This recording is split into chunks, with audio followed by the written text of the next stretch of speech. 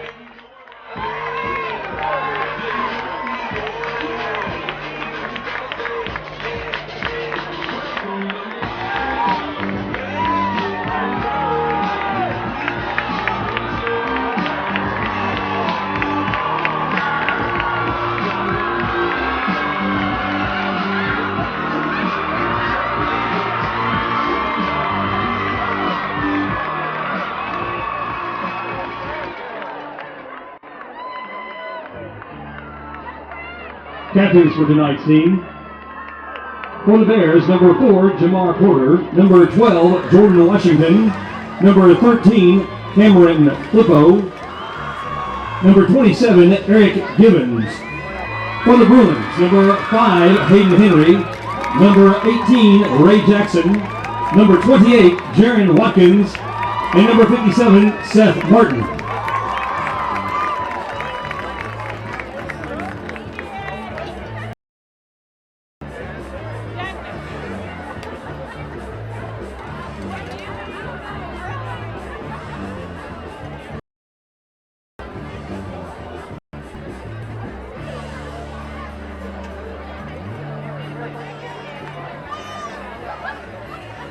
One call and record decision in the second half.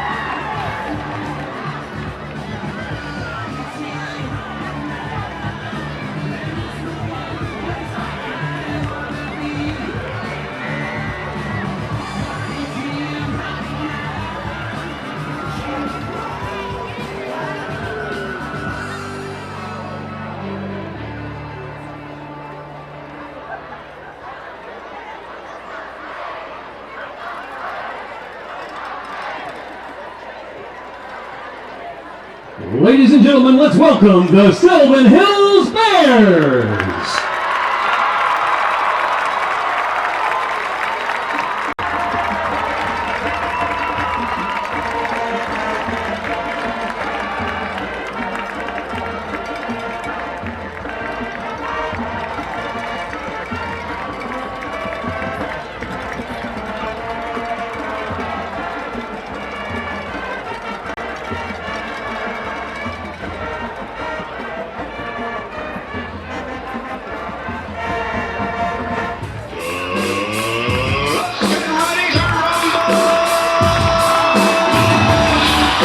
We will be perfect in every aspect of the game.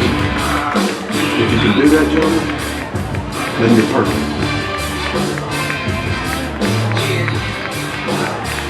Come with me. That's football, that's all it is. Now, what are you gonna do?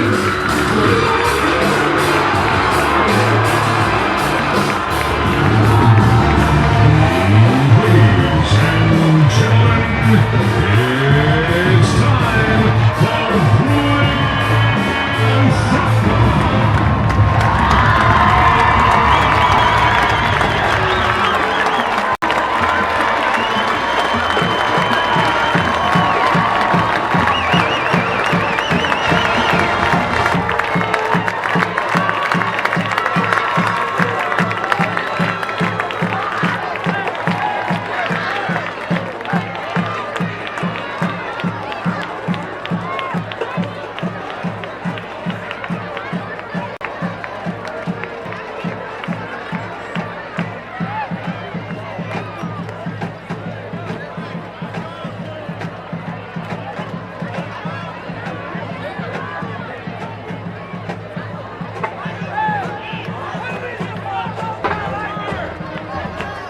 Preparing to kick off for the Bears, number 1, Tito Mendoza.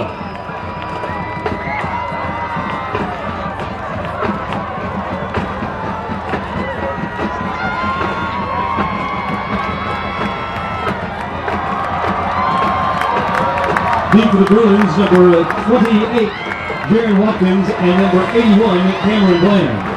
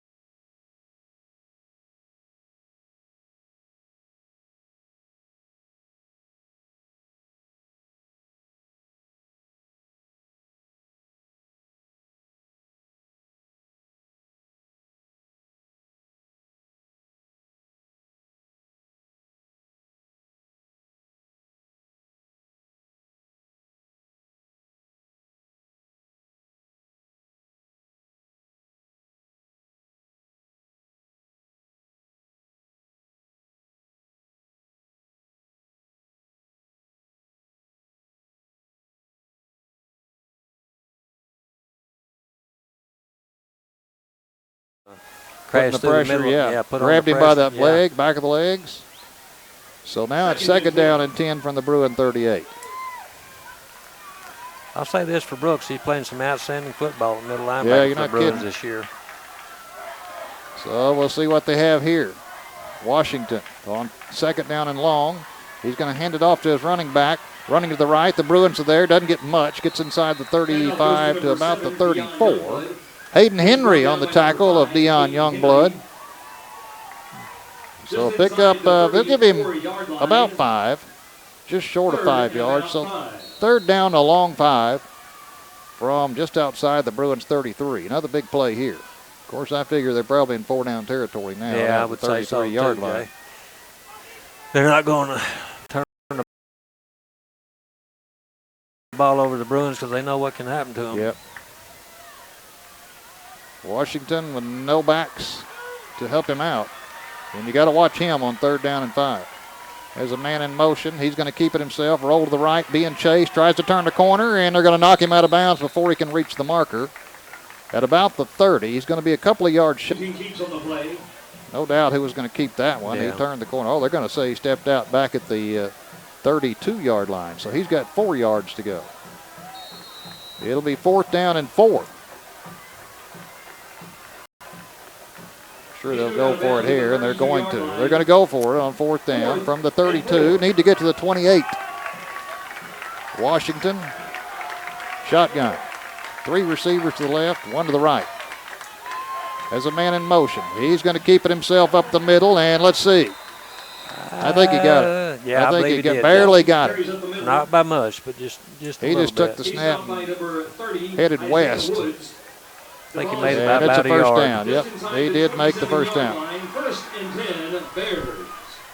Well, I guess we can say in crucial situations like that, he's going to be the guy. Yep, yep. First and 10 from the 20, just outside the 27, we'll call it. So he got it by about a half a yard. Washington adjusts his socks now. He's ready on first down. He's going to keep it himself running right. The Bruins wrap him up. He's strong. He's a big kid. He gets inside the 25. He's going to get about 4 yards on the play. Wesley Wise was there to wrap him up with some help from his buddies. They're going to say the 23-yard line. So a gain of about 4. We'll call it second down and 6 from the 23. Need to get to the 17 or just about the 17 for a first down.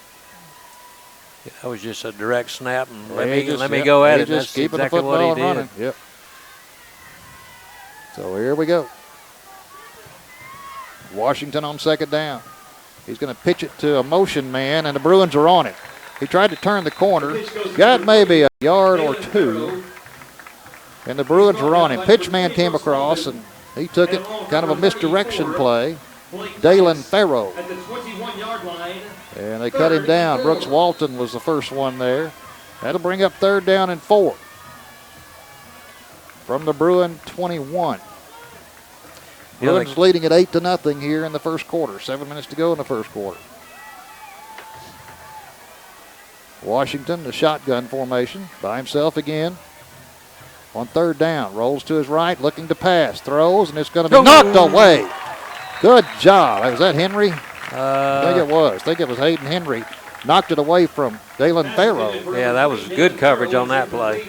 Yep. Yeah, he came flashing through and knocked that ball away as soon as it got there, and now it's fourth down and 4. Well, he was wide open until Hayden got there. Well, they've been successful on fourth down on this drive. We'll see if the Bruins can turn them away here. They need 4 yards. At the 21, need to get to the 17. And a big fourth down here. Washington.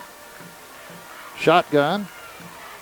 Standing at about the 25-yard line. Has a man in motion. He's going to keep it himself. And this time the Bruins, I think, stack him up, and they do. Yep. They stacked him up that time, and that'll be a turnover on downs as the Bruins stopped him before he could get to the 18, and he needed the 17.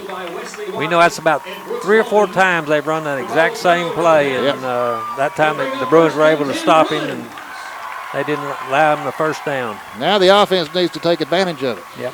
6:52 to go here in the opening quarter. Bruins leading at 8-0. Television timeout. And there is a television timeout, so we'll take a timeout with them. 6:52 to go in the first. Our score, Pulaski Academy 8, Sylvan Hills nothing. You're listening to Bruin Radio on 96.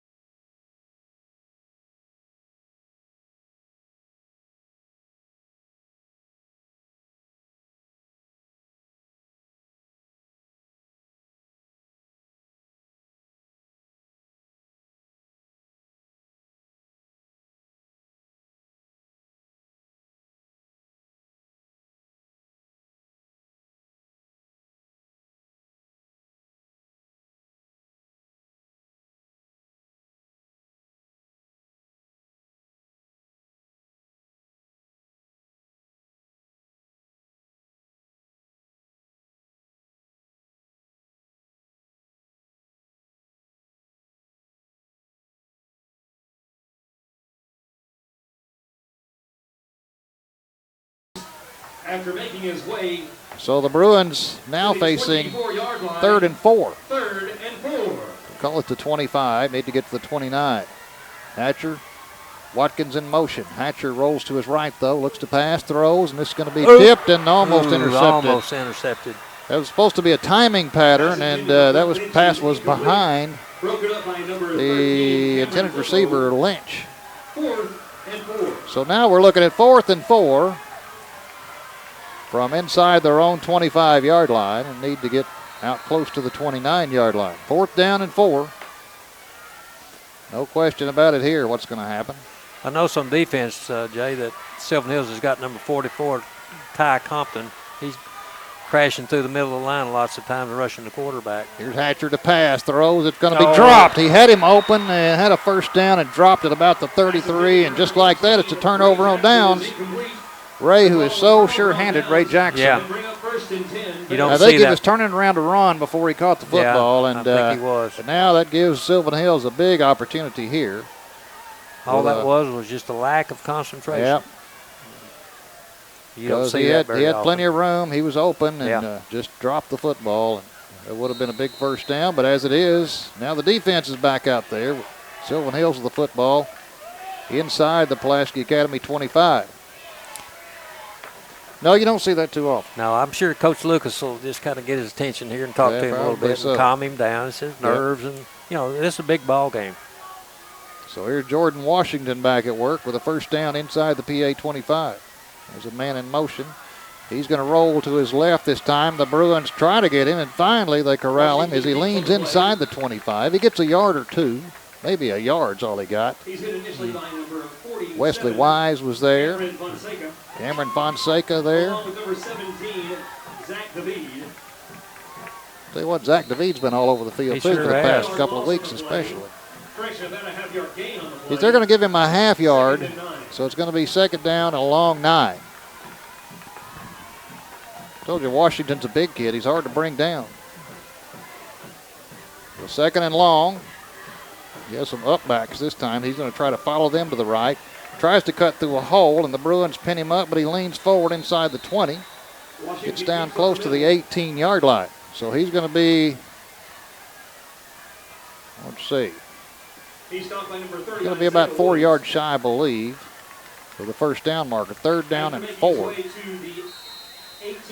Yeah, he just sees a hole, cuts through there, and it's up to the defense to try to drag him down. Mm-hmm. So he has a man behind him this time, a running back. Andre Collins, I believe. Let's see. He's running to the right, gets free, but the Bruins stack him up. Fumble, there's a fumble, and the Bruins have it. They fumble the football, and the Bruins have it at about the 15-yard line. That was Andre Collins who was carrying the football, trying to struggle for a first down, and the ball popped out, and that's a big turnover. Big turnover there. I'm not sure who exactly got the fumble, but I don't know if Collins would have made the first down or not, but the ball popped loose. And the Bruins picked it up. So 1st and 10 for Pulaski Academy after the turnover. The defense does its job again. Good. Outstanding job so far tonight. Just beyond the 15-yard line. We'll get this offense to cranking again. Hatcher looks to pass. Rolls to his left. Still looking. They're covered. He has to roll back to his right. He's in trouble. He's going to go down. Back at about the 12 or 13-yard line. Telling you what, they're going to have to do something because these receivers apparently are covered. Yep. That first series, Ray Jackson was not covered at all. No, he was wide open. But ever since then, it's been slim pickings. They're going to need to do some quick hits. So second down now and 13 from inside the 15, close to the 13-yard line. Hatcher looks to the sideline. He's got 4 receivers to his right. That's the wide side of the field. He's looking over the middle. Now he's in trouble, and he's going to be sacked. Number 44, Ty Compton. Yep, Ty Compton. Well, we said this was going to be a key. Yep.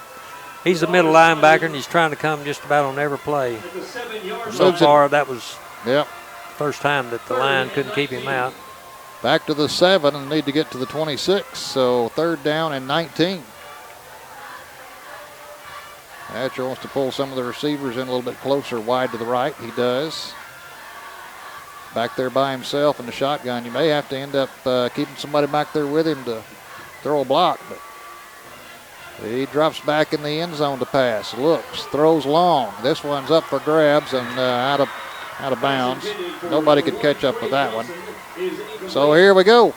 That was Trey Johnson over his head, and the Cameron Flippo was a defender that was covering him. 4th and 19.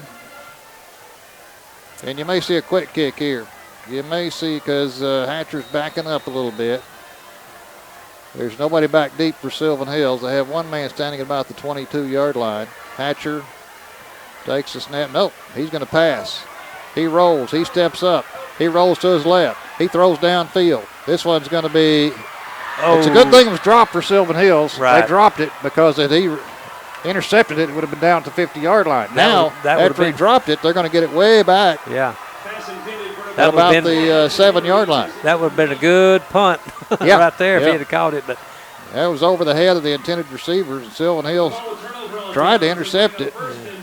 Fortunately for them, they dropped it. Yeah,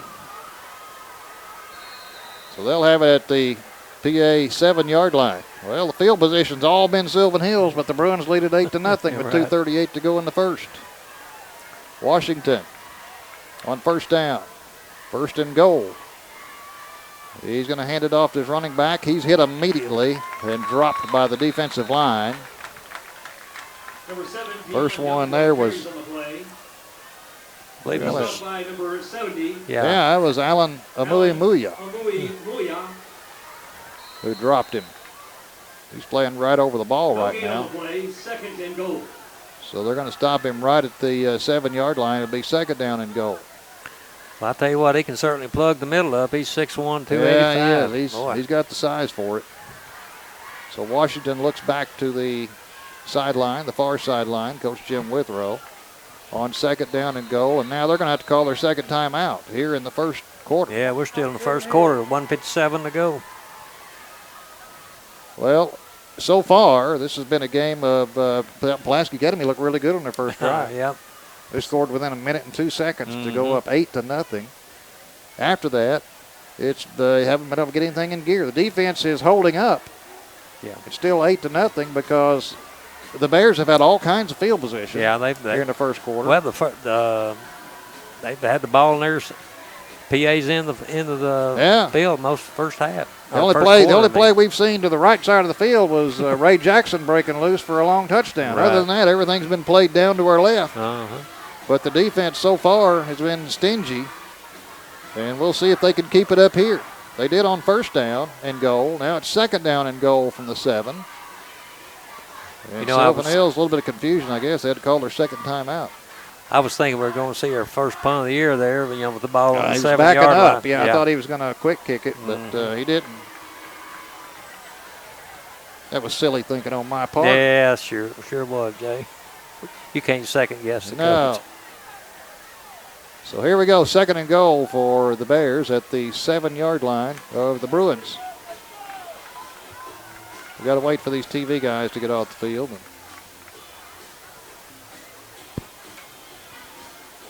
The fans are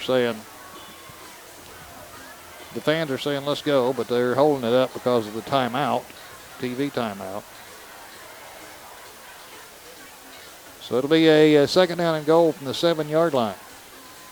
Well, I'll tell you one thing about it. These TV games, your defense shouldn't get too tired. No, you they have shouldn't. plenty of time to rest in between timeouts. That's a good thing in this first quarter for the Bruins because their defense has been with their back to the wall. Haven't given up any points yet. I think they throw these 2-minute timeouts. Now we're ready. Here we go. Well, wouldn't you say, Jay, we got a capacity crowd by Yeah, no doubt about it. Yeah, it's a big crowd. They're lining up all around the field. Not quite the biggest I've seen here, but it's one of the bigger ones. Yeah. Here we go with Washington. Back there by himself again. The shotgun on second down and goal from the 7. Has a man in motion. He's going to give it to him, and the Bruins read it, and they're going to stop him after a 1-yard gain as he tries to cut back at the 6-yard line. Dion Youngblood was the running back. And Brooks Walton made the tackle there. At the 6-yard line. At the 6, a gain of 1, and now it's third and goal from the 6-yard line. I'd watch Mr. Washington this time. That's who I would suggest they watch. Yeah. He's a big kid, 6'3", 200. He's in the shotgun formation. He may just take this one up the gut. Let's see. Awaiting the snap on third down. He has it. He's going to roll to the right. Now he's going to try to find a crease. Bruins have him, and they're going to sack him back beyond the 10-yard line. Alan Amuamua on the tackle there. Alan Amuimuya. What a job. And that's going to bring up fourth down. I think they're going to settle for a field goal this time. They knocked him back to about the 12, and I think Tito's coming on. Tito Mendoza. He's going to try a field goal, which will be about a 30-yarder, just inside the 20. We'll call it a 29-yarder. Tito Mendoza prepares just inside the 20-yard line. Awaiting the snap. Snap is high. They get it down. The kick is wide left, it looks like. Now they call it good. Wow. Yep, kick is good. It was a line drive. Looked like it was hooking wide left, but they're going to say it's good. Well, we'll take a break. Bruins defense only gives up 3 there. 35 seconds to go in the first quarter. Our score, Pulaski Academy 8, Sylvan Hills 3.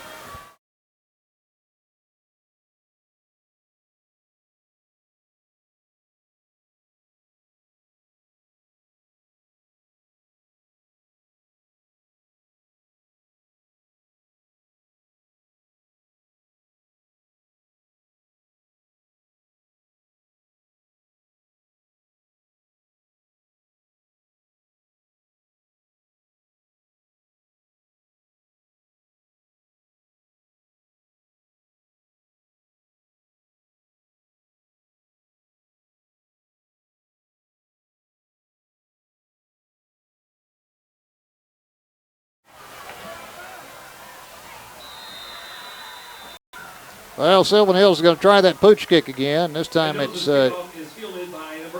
caught and taken out of bounds. Cameron Bland at about the 30. Let's see where they mark it.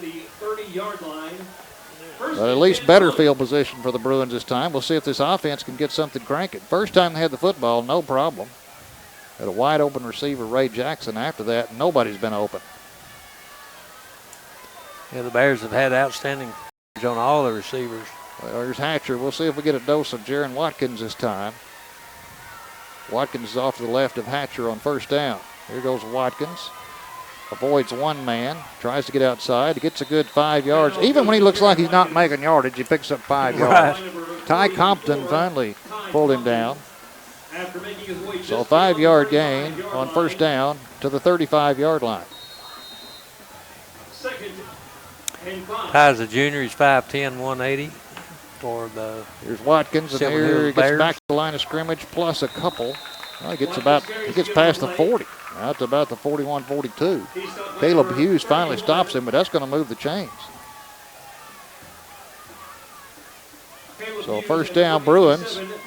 So I'm talking about 2 short runs, and he picks up 12 yards. Looks like he's picking up 1 or 2, and he's picking up 5 or 6. So first down, Bruins at the 42. Here's Watkins again. And this time he's going to be met at the line of scrimmage. He picked up a couple, but he was pushed back, and that's the end of the first quarter. Davian Farr on the tackle. But we reached the end of one. Sylvan Hills is in it, and the Bruins leading it off of that early score. Scored in the first minute of the game. But they're ahead 8-3 right now. We'll take a break. Send it back to Steve for a moment. After one, Pulaski Academy 8, Sylvan Hills 3. You're listening to Bruin Football on 96.5 FM, The Answer.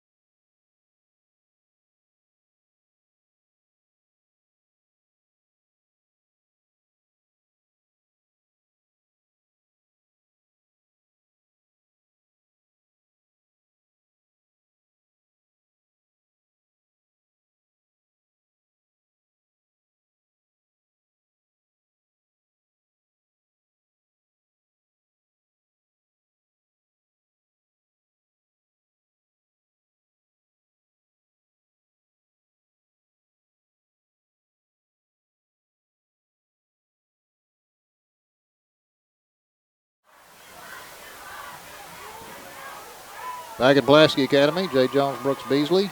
And Bruins have the football now at their own 43. It'll be second down and 8. Need to get into Bear territory for a first down. Bruins leading at 8-3 as we start the second quarter. You just get the feeling, Brooks, in this game, and it's early. Mm-hmm. You get the feeling if the Bruins could put a little bit of distance between themselves and Sylvan Hills, things would be all right. I think it would be. But they can't. really They haven't been able to do it right now. No. It's still 8-3 after the first quarter. And give the defense for Sylvan Hills credit because they have bottled up these Pulaski Academy receivers since that first series. Yeah, they've had outstanding coverage in their secondary against our receivers. But right now, Jaron Watkins is back to, looks like he's going to take the snap. 2 receivers to his left and 2 to his right, and we've got Lane Hatcher standing off to his right. The quarterback, as we await the okay to restart after this TV timeout. We have somebody, of course, like they do in college games, that'll come onto the field and hold the game up, and then he'll wind his arm when we're ready to go. So right now, he's not winding. Now he is. Now he's winding. Here we go. Here we go. To start the second quarter. Bruins leading at 8-3 here at home against Sylvan Hills. Both teams undefeated in conference play. It's second and 8. Watkins in the shotgun, has Lane Hatcher in motion. He's going to hand it to Hatcher. Hatcher's going to pass, has a man open at the 50, down to the 45, and driven out of bounds. Ray Jackson driven out of bounds at about the 45, and that's a first down. Darius Waddell knocked him out of bounds. That play was just snapped to Watkins. He handed it off to Lane Hatcher, who was coming across, and Hatcher just flipped a little pass out to Ray Jackson. He was wide open, too. So first and 10 at the Sylvan Hills 45. Hatcher looks to the sidelines, has Watkins to his left. And they're crashing up the middle. And Hatcher, good block from Watkins.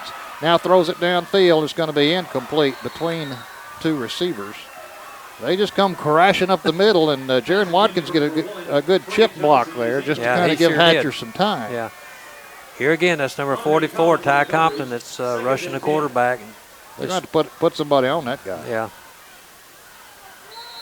5'10", 180, but he just comes crashing up the middle. Second down and 10 from the Bears 45. Watkins hands it off to Hatcher. He's in trouble. Throws back a little screen. Boy. Watkins Here has we it. He go. has some blockers at Here the 40, we the go. 35, the 30. He needs a block, and finally he's run down at about the 15-yard line. He was almost gone. He needed a block there. Yeah. And somebody used some speed to catch him with an angle. That was Darius Waddell. Came across, had the angle on him, and saved a Good setup touchdown screen. run I'll by tell you, Jaron. These screens, Brooksy, that'll make a defense stay a little more honest. Yeah, you it talk sure about will. rushing the quarterback, Yeah. throw it over them. First down for the Bruins at the 16-yard line. That play there was executed to perfection. Yes, it was. Had a wall of blockers out there. Here's Watkins. He turns left. He's not going to get much. He's going to get to about the 14 before he's slung back.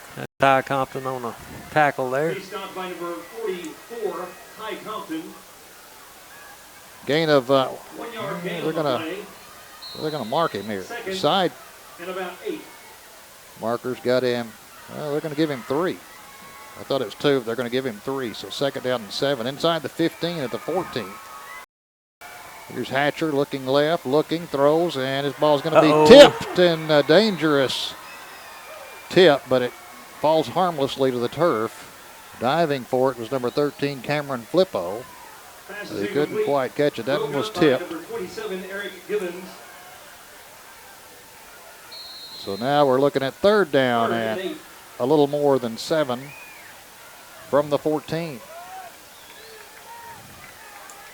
Hatcher has Watkins to his left on third down. 3 receivers to the right. That's the wide side of the field. He's looking left, though. Still looking. Now has some room to run. He's at the 10-yard line. He's going to cut outside, be knocked down at the 9. I think if he'd have cut that back in, he could have got the first down, but he takes it down to the 9-yard line. He had some open lanes He there. sure did. Fred Mackey finally knocked him down at the 9-yard line. So it's going to be fourth down and about 3. Fourth and about 3. Ball's at the 15, need to get to the 12 for a first down. Well, this has been good, so let's not let it die out here on fourth down. We need a first down here bad. Ball's at the 10, need to get to the about the 7. Hatcher looks to the sidelines, has Watkins off to his left. Better hurry up. 2 on the play clock, 1 on the play clock. They get it away.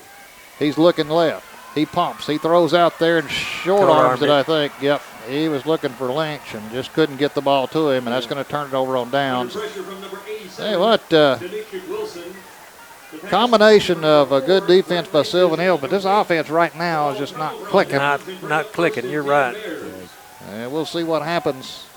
10 minutes to go here in the first half. Bruins leading at 8-3. Had a big chance there to go up by a couple of scores. Yeah. So, At least. Yeah.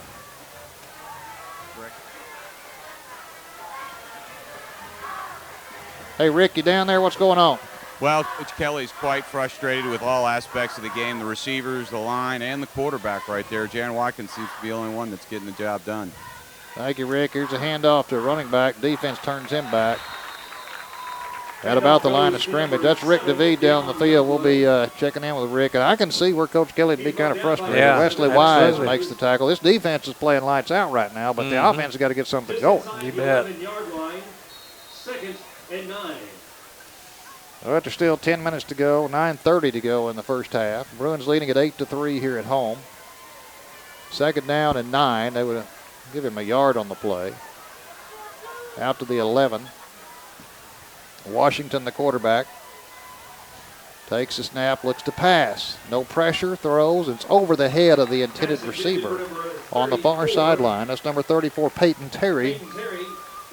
He's 6'1", but he wasn't tall enough to get that one. Yeah. It sailed into the sideline, Sylvan Hills sideline. Lake Titus on the coverage. Bears moving from our left to our right. wearing the white jerseys, blue helmets, blue pants. The Bruins with the white helmets, white pants, and pink jerseys with the dark blue numerals. Bruins leading at 8-3 here in the second quarter. And here's a big 3rd down and 9 for Sylvan Hills at their own 11. Need to get out near the 20. Washington, the quarterback. Looks to pass again. Throws it. This time it's going to be caught, but not far enough for a first down. He's going to get out to about the 14. Let's see where they mark it. Maybe the 13. Jamar Lane caught it, but good defense as he was tackled immediately. Peyton Titus, and that brings up 4th down, and the Bears are going to punt it away. They're at their own 14, and they don't want to take any chances. They're going to punt it away. Ryan Lumpkin will stand back at his own 1-yard line and try to punt this one away. Bruins hardly ever put anybody back deep. They don't in this case either. So we'll see if Lumpkin could get a snap here and get the kick away. Low snap, but he picks it up. Now gets the kick away. It's a high one. It's going to hit the 45, the 50, the 45, down to the 40, down to the 35. Man, he's going to get down to about the 30-yard line, to the 29-yard line. Well, you're not kidding. That was he got about 17 or 18 extra yards just after it hit. He got a lot of yardage out of that roll. That's a lot to make up. Of course, nobody back there for Pulaski Academy, so that ball just rolled down to the 29 of the Bruins. Moving from our right to our left, 8:17 to go here in the second quarter. Bruins leading at 8-3. And now another timeout. Television timeout. Another TV timeout. So we'll take a break with them. 8:17 to go in the first half. Our score, Pulaski Academy 8, Sylvan Hills 3.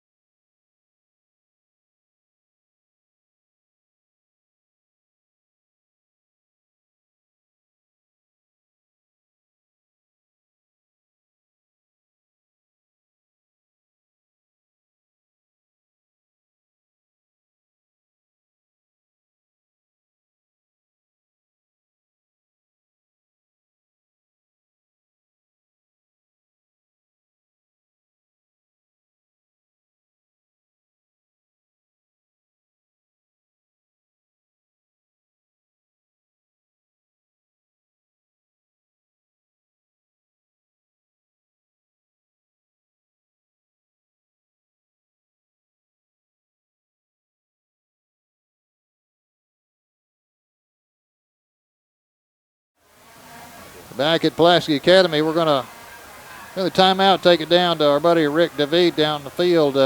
Rick, what you got going on down there? Well, right now the defense is playing excellent ball. They feel very confident. Seeing the kids, hearing them talking to one another, they don't feel like it's a threat from the standpoint of the offense. It's just about getting in sync. Coach Kelly was really, really frustrated with some of the blocking the offensive line had right there. You know, they're lining up in a 3-4 front, and sometimes they're only coming with 3, and they're still getting through. Yep, that's true, Rick. We'll see if they get that corrected. Rick David down the sideline. He's right. Defense has played very well so far. The offense is just not after that first possession. Quick strike for a touchdown, 2-point conversion, made it 8-0. But after that, the offense is, and give Sylvan Hills defense credit too. So they'll get that tightened up. Still waiting for the play to start here. Yeah, Rick, you with us? Yeah, if you go ahead and you look at what they're lined up in right now, they basically have 5 guys that are playing linebacker. Yeah, they do. Or defensive line, and the other 7 are defensive backs. Yep. Yeah, if you can ever. Well, here's Jaron Watkins. He's going to be spun around and dropped. Watkins carries on the play. We'll see how many yards he gets there. He's brought down by number 30. He's going to lose back to the 27. So a loss of a couple will be second down and 12. Yeah, they're just crashing there, Brooks. Ty Compton came through that time. And you got to make them pay for that sooner or later. Here's Hatcher back to pass. Quick pitch out to Watkins. He has it back up to about the original line of scrimmage. So we're talking about third down and 10. They're all coming. It's just full out. It's just all out blitz. Yeah. It's a cavalry charge every time. 29-yard line. Yeah, pretty good. If you're playing the Bruins, it's not a bad idea. You know, you got to stop this quarterback from throwing the football and not give him any time, and they're just crashing right through. Watkins running back off the left now of Hatcher on third down. Hatcher rolls this time. He's got pressure. He's in trouble. He's going to be knocked down way back at the 10-yard line. Davian Farr had too much speed for him and just got him before he could get away, tripped him up way back at the 10. And now what do we do? Let's see. From the 10-yard line, 4th down and 29. You know what we need, Jay, is a big running back. Hit the line and just. If you hit the hole and get through there, yeah. I mean, they're sending everybody. So if you can get through that, if he can get through wave of bodies, then you got a lot of room. 4th down at 29 from the 10-yard line. Here's Hatcher back to pass. He's in trouble again, has to fling it up, and this is going to be intercepted. Not a good idea. He returns it back to the 20. He's going to lose about 10 yards on the play, but it's intercepted. Hatcher has no time, and he just had to fling that one. 6:56 to go until halftime. And offensively, this has looked ugly. It's 8-3 Bruins. The defense has been holding up. But how many times can you do that when you keep giving Sylvan Hills the ball at your own 20, your own 12, your own 24? Well, it's really testing the defense. And they've only given up a field goal so far. Yeah. Here's Washington from the Pulaski Academy 20. Running back is giving some instructions. That's Jameer Schutz is giving some. No, that's going to be Jamar Porter giving some instructions to the line. Now we're ready on 1st down. Washington's going to keep it, gets outside. The Bruins are after him, and he's going to get some yardage inside the 15, down to the 12. They got new life, Brooks. I mean, yeah, they've got new life. And we got a flag on the play now. Late flag. He stopped by number 20, Brooks Walton. Brooks Walton made the stop. 32, Peyton Titus. There is a penalty flag on the play. Bruins offense has had the ball enough times to create some distance. This is going to go mark Sylvan Hills back. Yeah. Dead ball. Personal foul against Sylvan Hills. Maybe a little jawing going on out there. Could be. Moves it back to about the 27. Well, you can tell Washington's a big fella because that pile just seemed to move 2 or 3 extra yards. They've got the momentum, and they feel like they're right in this thing. They feel like their defense has PA cornered. And PA's defense has been out there most of the night with their backs against their own goal line. 2nd down now and 16. Washington is going to keep it himself up the middle. This time the Bruins get him short gain inside the 25 to the 24. Going to get about 3 on it, and it's going to be 3rd and long. Isaiah Woods was the first one to make contact. He stopped by number 47, Cameron Fonseca. Fonseca also in there. So 3rd down and about 14. 3rd and 4.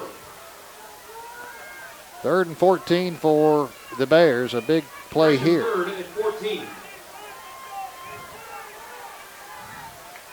Washington with the running back off to his right. That's Porter. He awaits the snap, has it, looks to pass, rushes on, creates an opening in the middle. Now he's going to run up the middle, and he's going to get inside the 20, and he's stacked up at about the 17 and a half. They're going to give him the 17-yard line. Wesley Wise and all of his buddies. Zach DeVete in on it. Made the stop. They created the pileup at the 17, and now it's 4th down and 7. About 7 and a half. Ball is at the 12, or at the 17, and need to get to the 10. So the ball's at the 17. Need to get to the 10-yard line on 4th down. This is a big play right here. Yep, you're not kidding. 5 minutes to go now in the first half. 8-3. Bruins leading it. Washington, will he do it himself? Let's see. And the Bruins just jumped. Oh, a timeout was called. Wow. Wow, the Bruins jumped, but their 3rd timeout was called for Sylvan Hills. That's it for them for this half. It's a good thing because if the Bruins jumped, it would have gone from 4th down and 7 to 4th down and 2. So, as it is, 4th down and 7 from the 17. Well, of all the times that I've seen PA play, this is the most discombobulated offense that I've seen. Well, I don't know if Coach Jim Withrow threw something different defensively in, like let's all crash, Apparently so. Let's all crash the middle. Yeah. But it's giving them problems right now. Yeah. Now, I can say this. The PA coaching staff is the best at making halftime adjustments. So I'm sure that they're going to adjust at halftime. And I'm afraid it'll be a little loud in there, too, at halftime. Oh, I'm sure. I'd like to be a fly on the wall, not to get swatted, but to hear what's taking place. So here we go, 4th down and 7 from the 17. Washington has a running back off to his left. That's Porter. But I'd watch Washington here. He's the guy. He's the one. Maybe passing. 4th down and 7. Has the snap, looks to pass, rushes on, throws it long, end zone, touchdown. Caught it over a defender in the end zone. And just like that, Sylvan Hills has a 9-8 lead, and their crowd erupts on the far side. Well thrown ball. The receiver went up and got it as the defender was turning around. Yeah, it was Blake Titus. So, it was a good position. He was there. He was there. The ball was over his head. By the time he turned around, the receiver went up and got it. And now it's 9-8 with 4:53 to go in the first half. Well, what are you made of? We'll find out here. Yep. Tito Mendoza on for the extra point. He's already kicked a field goal in this game. About a 30-yarder. Snap is good. The kick is up, and the kick is good. Mendoza's point after kick is good. Well, it's not too many times during the year we're behind, not Jay. Many times, yep. Yeah, you're right. This will test our. Yeah, what you got, boys? What you got? 10-8 right now. Sylvan Hills. But later on in the year, if we make it to the playoffs, which I'm sure we will. All these things help. Yep. These will help and help build character for the team, and there's going to be games in the playoffs there behind. Well, you have so many games for Pulaski Academy that end up 73-28. Yeah. And 65-0. So these do help you out, these close games. Now we got to win this thing. Let's take a break. 4:53 to go in the first half. Sylvan Hills 10, Pulaski Academy 8. You're listening.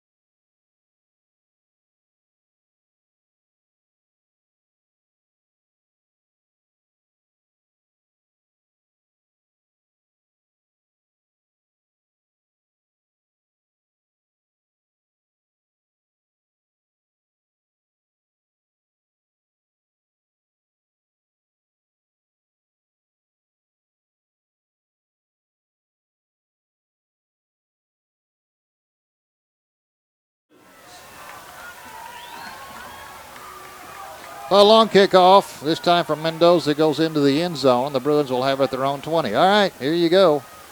The past few times, there's been no time for Lane Hatcher. They just came crashing through and haven't given him much time at all to find a receiver. But now he's got a receiver wide to the right, 2 to the left, on 1st and 10 from his own 20.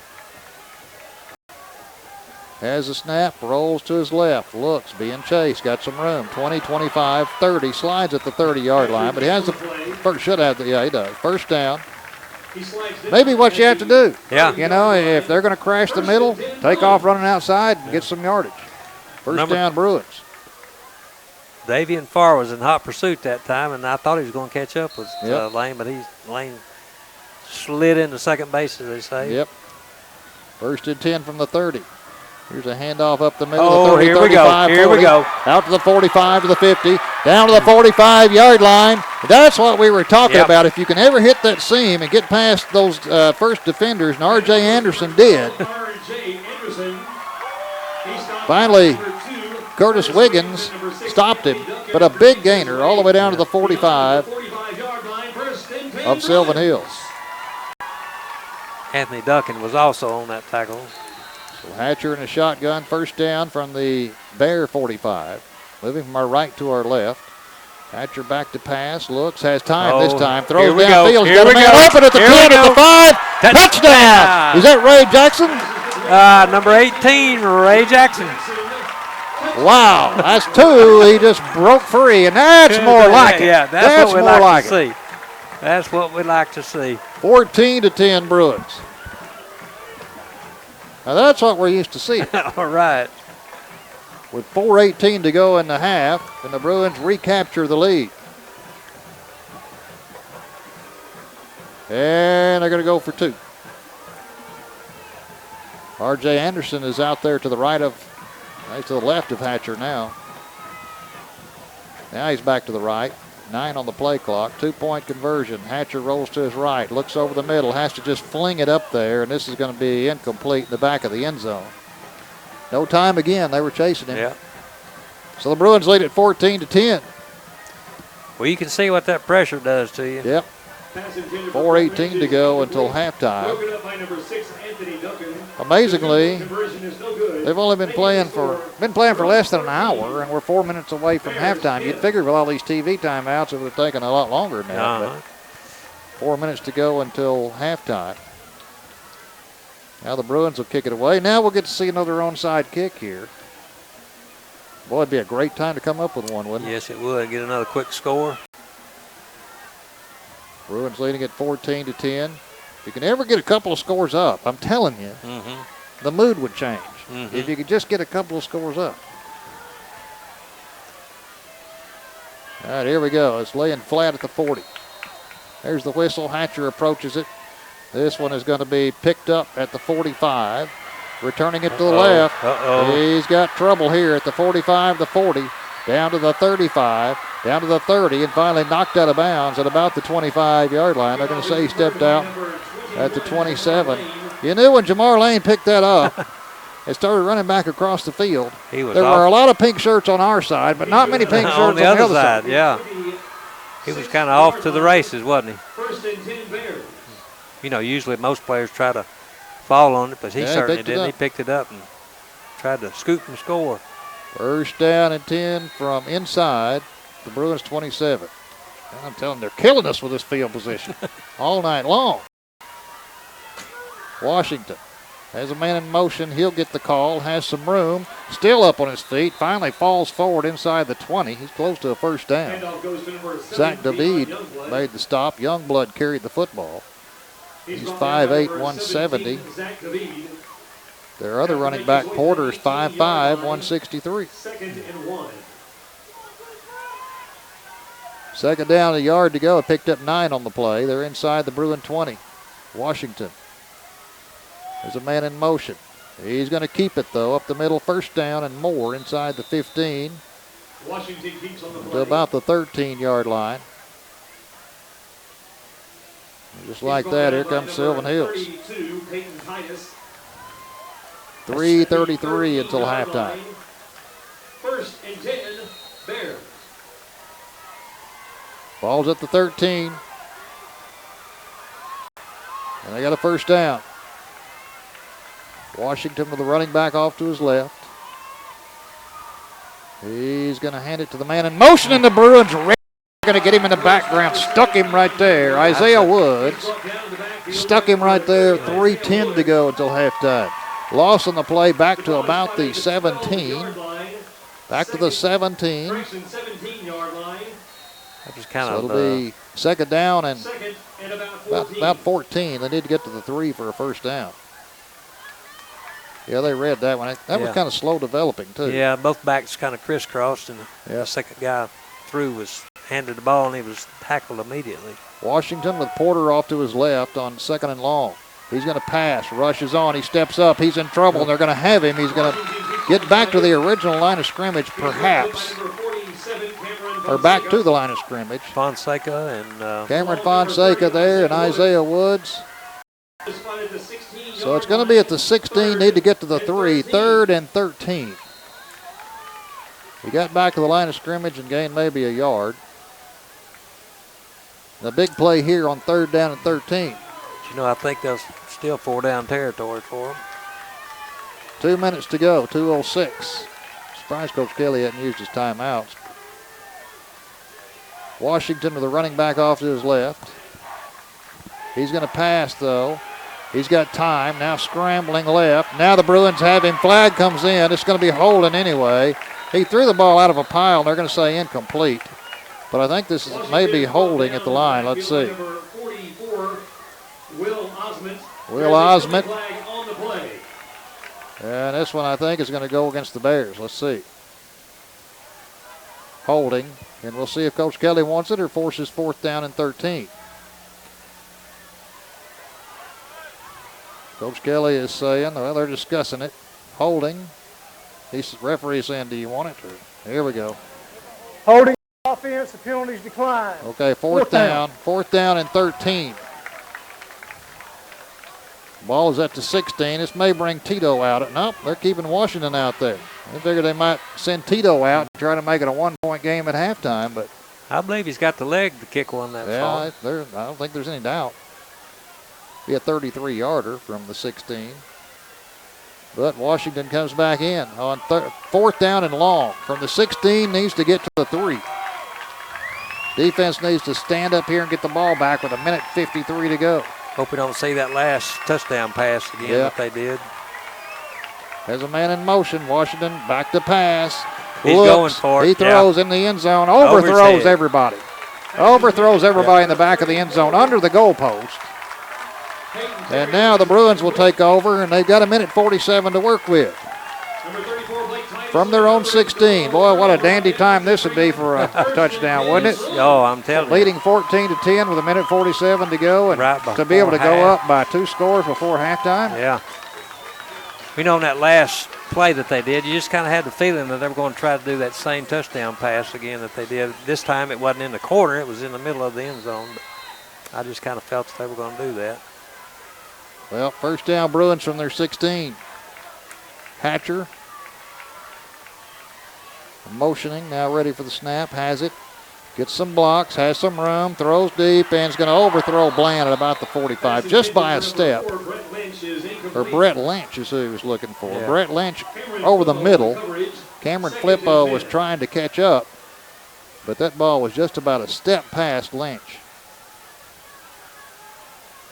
So 2nd down from the 16-yard line, 1:40 to go until halftime.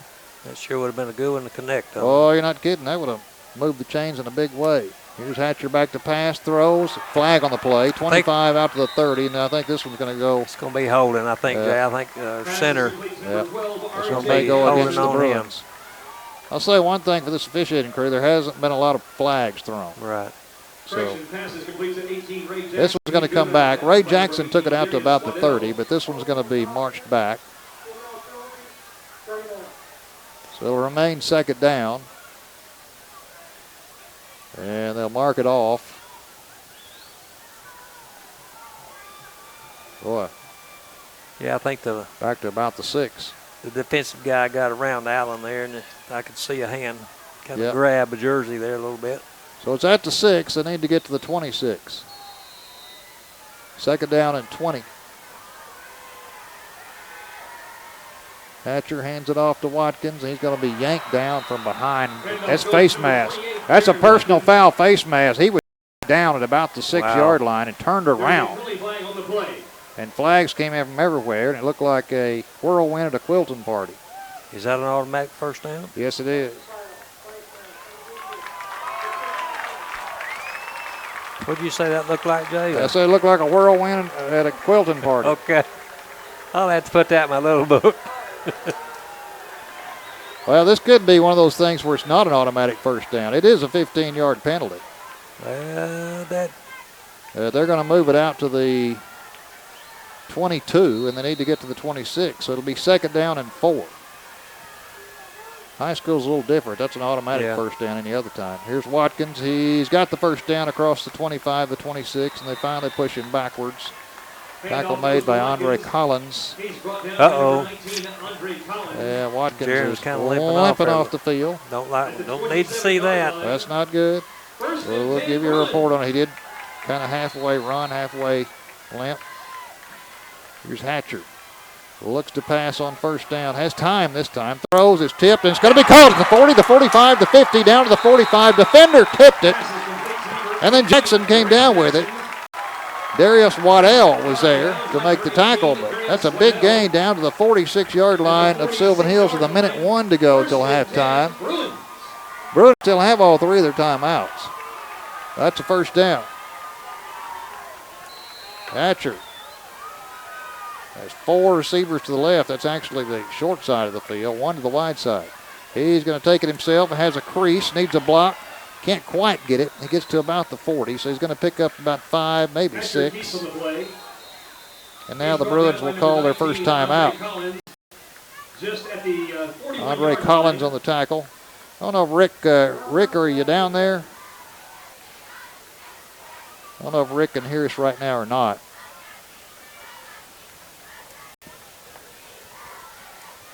We'll try to get a report if we can on Jaron Watkins. Rick will be with you at halftime. 45 seconds to go in the first half. And the Bruins leading at 14-10. I'll tell you what, if it hadn't been for a great defensive effort so far. Yeah, that's been our saving grace this first half. Because it seems like Washington and this offense for Sylvan Hills has been operating on Pulaski Academy side of the field all night long. Inside the 20 all night long. You know, Jay, I just came up with something that just popped into my mind there. You know what the reason is? It's those pink jerseys. Is that what it is? I think it is. I do. I've heard that said before. I think you said that last year. Maybe so, yeah. I think you're reusing your old material. I better get some new material then. Bruins are leading this one 14-10. 5 seconds to go until halftime. They have 2 timeouts left, and they have a second down from the Sylvan Hills 41. Here's Hatcher. Back to pass. Looks to pass. Throws deep. Has a man that's going to be intercepted back to the 10-yard line. That gun just underthrew him a little bit, and that's the quarterback, Washington, who was back there playing deep. Lynch was the intended receiver, but Jordan Washington, the quarterback, who was playing deep safety back there, just moseyed over and jumps high and makes the catch at the 11-yard line. Interception, yep. Just a little bit more. 38 seconds to go in the half, and we'll see which way Jim Withrow and the Sylvan Hills Bears want to tackle this one. You know, they got the ball there on 11. They say it's a game of inches, and we could have used a couple of more there, that's for sure. Well, right now it's 14-10 Bruins. Had an opportunity there, but turned away. They lead it by 4 here at home. Washington in a shotgun formation. They're out of timeouts. Used all theirs, 2 of them in the first quarter. He's going to hand it off to his running back, who is trapped back inside the 15 at about the 12. They may give him the 13-yard line. So a gain of a couple, maybe 3. But that'll run the clock. 22, 21 seconds, 20 seconds. I think they're just wanting to get out of Dodge here. I think so. And Wise was on the tackle there, Jake. They may have to repaint this PA locker room after halftime. But I got a feeling these coaches are going to have a few things to say. And that will bring us and that will end the first half as the clock ticks down. Well, we'll take a break. Rick DeVito will be back with you and Brooksy here in just a moment.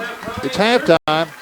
Our score, Pulaski Academy 14, Sylvan Hills 10. You're listening to Bruin Football on 96.5 FM.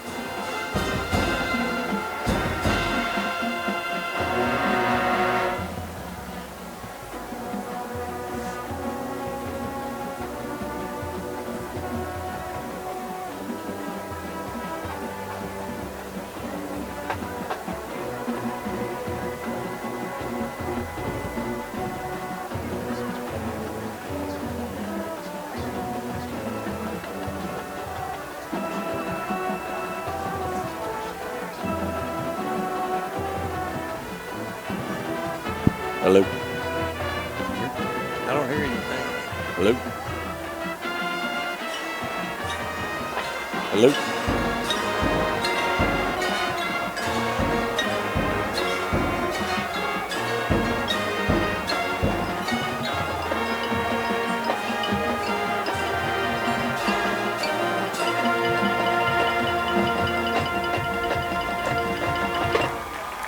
Hello, this is Rick David and Brooks Beasley here at Joe B. Hatcher Stadium. It's halftime, and the Bruins are leading 14-10. Well, Brooks, your thoughts?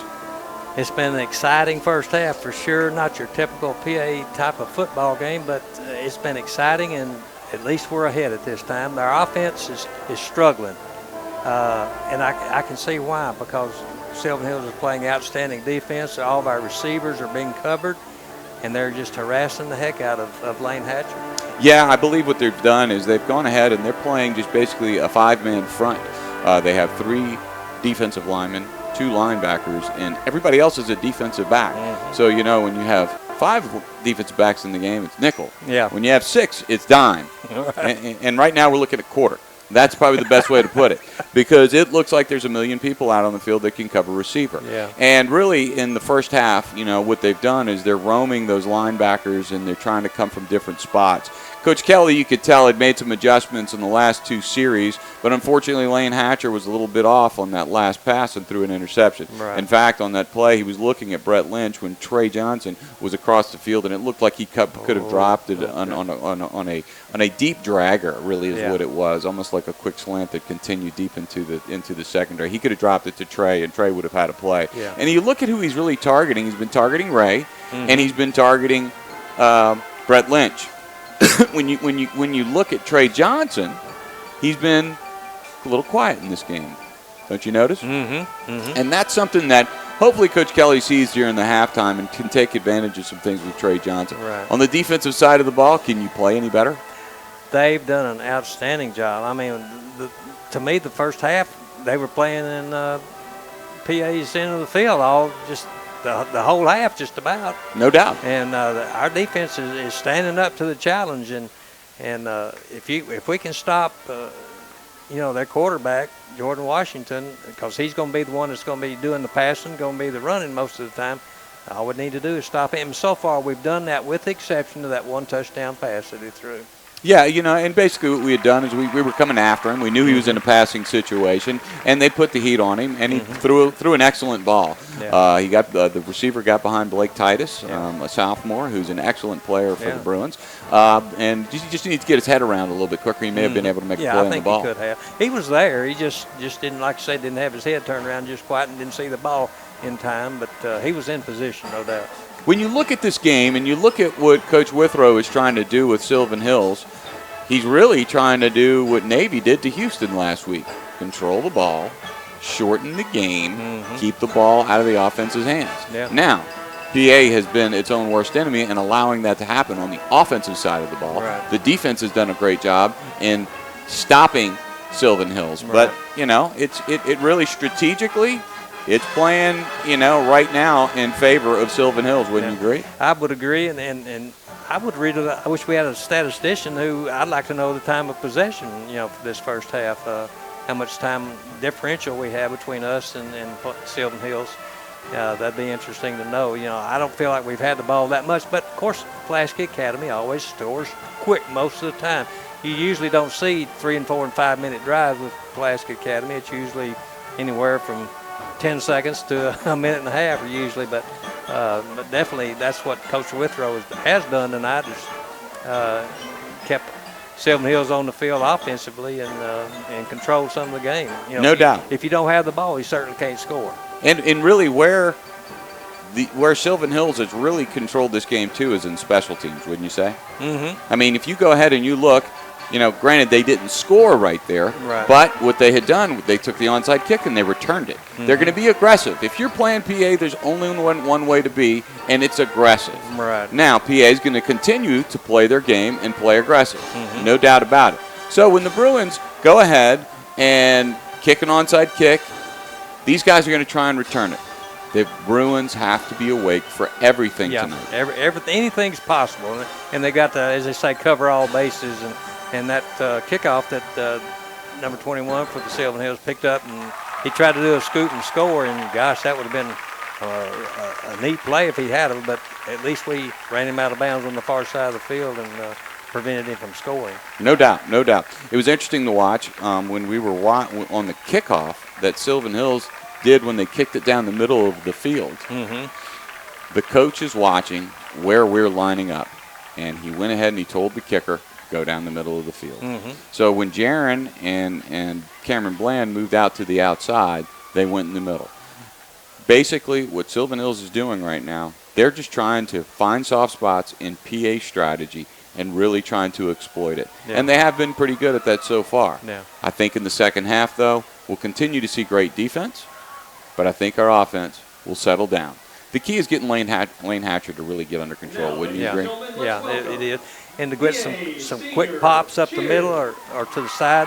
You know, if we can get somebody through the initial line of scrimmage and into the secondary, you're going to pick up a lot of yards. No doubt, no doubt. You know, when you look at what Lane Hatcher was able to do when he started using his feet, it really slowed down the tempo of the Sylvan Hills defense, wouldn't you agree? Yeah, it sure did. And I think tonight he's run the ball more than I've seen him do all season. And one play, you know, a good way to offset the rush is do a screen pass, and we did that one time, and it worked to perfection. Yeah, it sure did. It sure did. Lane did a great job putting that ball up in the air. Took a little bit of a hit on the play, but that's what you're ready for when you're running those kind of screens. Offensive line was out front, and Jaron Watkins was able to make some big plays. No doubt about it. Well, let's talk a little bit more about that defense. You know, you really kind of look at what Coach Wood has been able to do. He's had his back up against the wall the whole time, and they've been able to hold only 10 points. Yeah, that's, to me, field position has been very critical, and we've held up our end of the situation. And I'd hate to have be on defense and the ball be turned over, and the ball was on our 6-yard line. You know, defense has got to really step up, and they've done that tonight. Yeah, you know, the kids just walk out on the field and they expect that, though. That is part of the strategy that PA has every week, so the kids are used to it. So the emotional components of the game are there when they walk out in the field and they're standing on their own 30-yard line defending 30 yards of the field, you know? So the mentality, they just go, okay, it's not like they kind of whine about it. You know, when the onside kick got returned all the way down to the 15-yard line, they really didn't care. It was like, okay, let's just run out there and stop them. And that's the mentality that's there. And Coach Wood has those guys so well prepared. They understand the plays. They understand what's happening, and they're ready. The offensive side of the ball needs to kind of get in sync. You know, one big thing is we're missing Luke Jones. We talked about that just moments ago. That's true. Of course, we got Luke Halls filling in for him. He's a nice, but he's a sophomore. But he's played some in mop-up roles, but he's still not. You know, you hate to lose a junior like Luke Jones, and I understand that he had a meniscus tear. He had a cartilage tear and then had an MCL tear. So with MCLs, basically what happened is they were able to go in and repair the MCL, clean up the cartilage. He could be back in possibly 6 weeks. Oh, okay. Well, so we're that's promising for when you go ahead and you get into the playoff time. Right. When you look at you know what he's going to be able to do, it's just about getting his strength in his leg is ultimately going to be the main factor. Can he get his muscles strong enough to support the knee? So this point in time right now, he heals, then he gets his muscles strong enough, and then hopefully Luke can get back out on the field and really help this team go deep into the playoffs this year. Certainly hope so. That line misses him, I know that for sure. No doubt, no doubt. It's not just from a physical perspective. It's also, like you said, experience and understanding the game and being in these situations. Yeah, and the leadership, too. Yep, definitely. Well, we're going to take a break here at Joe B. Hatcher Stadium. The PA Bruins are leading 14-10 over Sylvan Hills. We'll be back in a moment. You're listening to 96.5 FM, The Answer.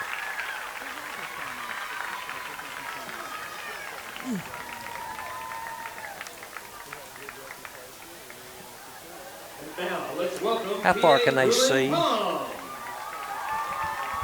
far can they see down? I don't know. Let me see.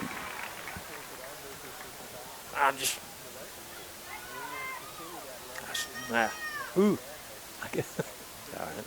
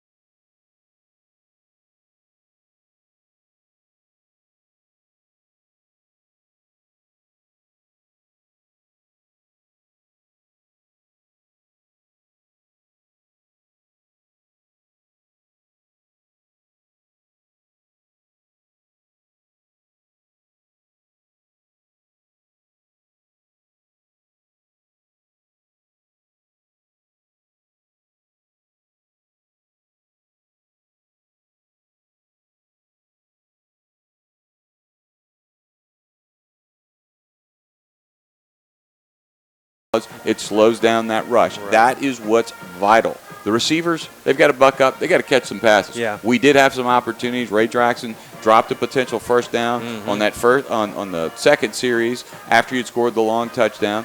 And Lane's got to get off of his back foot when he's throwing the deep ball, because that's what happened on that last play. He's got to put some into him and get it downfield to the receiver. Well, what's happened is the pressure that Sylvan Hills has applied has kind of got him moving backwards as opposed to him stepping up and setting his feet, because he did have some time out there. Yeah. And that's the key component. Having the time is so important. Well, the Hogs are playing also tomorrow. Brooks, what do you think the score is going to be?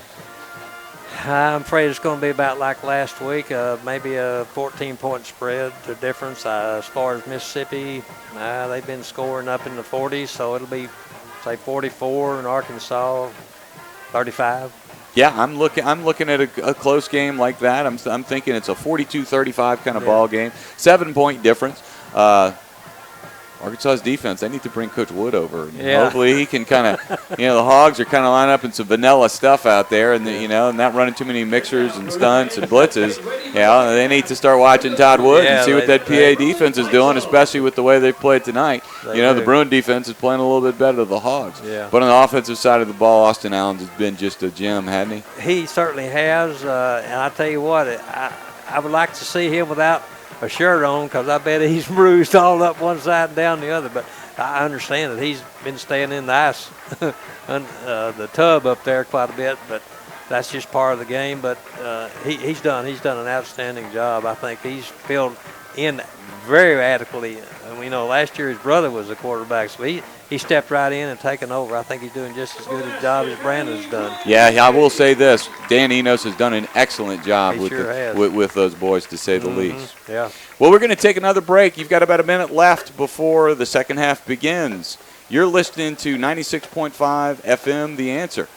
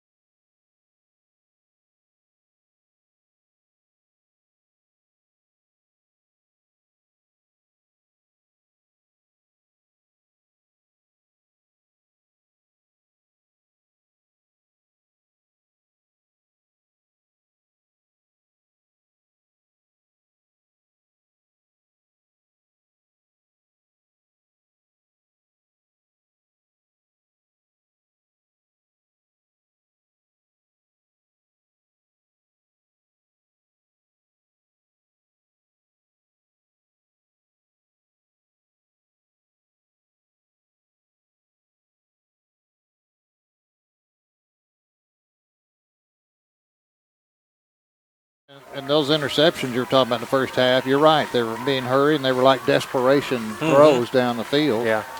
And it's one of those type of deals where they're going to have to correct that in the second half. We talked about that earlier. They do a great job of correcting things at halftime, and we'll see if it pays off here in the second half. Now, you got to tip your hat to the Sylvan Hills defense. They came in with a good game plan. An excellent game plan. All-out rush on the quarterback. We talked about it before the game started. The teams that have been successful against Pulaski Academy over the years, we know that they've had that onslaught and a rush on the quarterback. And good thing for our defense, though. I'll tell you what, they had their back against the goal line most of the first half. Yeah, they sure did. And only gave up 10 points. That's just saw our good friend Edie Wood stick her head in the door behind us, Coach Wood's wife. Okay. I'm sure she was trying to get away from him at halftime.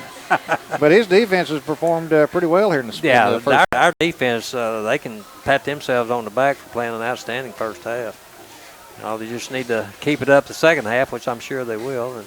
But we just got to get our offense a little bit more in sync, and I think we'll be in good shape. Well, I think they found something in the second quarter. They went to more of a running game, and we saw that once you can break that, they're rushing about 6 guys. Yeah. And once you can get past that first line, you've got some open running room. And Lane Hatcher's had some open running room too. So we may see more of that in the second half to kind of nullify this all-out pass rush. Well, I saw at the end of the first or the second quarter there where Jaron Watkins kind of came out limping a little bit, and I'm kind of wondering about him the start of the second half. Well, we're looking down the field now. Rick did tell me that he was jogging on the sideline. Okay. Now, I don't know if it, sometimes when you go into halftime, it tightens up on you a little bit, or they check you out and say, well, we may have to retape this or may have to sit you out. So they don't want to lose Jaron Watkins. There's no doubt about that. He's a vital cog in this offense. But we'll see if he can go here in the second half. Now, as it turns out, Sylvan Hills, we were talking about how they deferred to the second half, and Pulaski Academy took the kickoff. And in 2 or 3 plays, and a little more than a minute, PA scored. Well, now it's turned out okay for Sylvan Hills. Even though they're behind 14-10, they're going to get the football first here in the second half. See what their game strategy is going to be for the second half. Got 1 man deep. He's standing back at about the 15-yard line. And, of course, they're expecting the onside kick from Pulaski Academy. Deep man's Fred Mackey, 5'7", 156, standing at about the 15.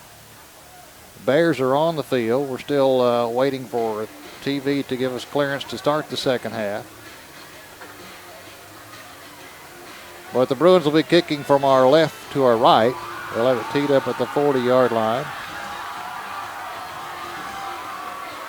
And now the Bruins kickoff team comes onto the field. Lane Hatcher normally does the kicking, but sometimes people will come from different directions if you've watched Pulaski Academy games before. He's got a tee out there, and I expect he's going to lay this one.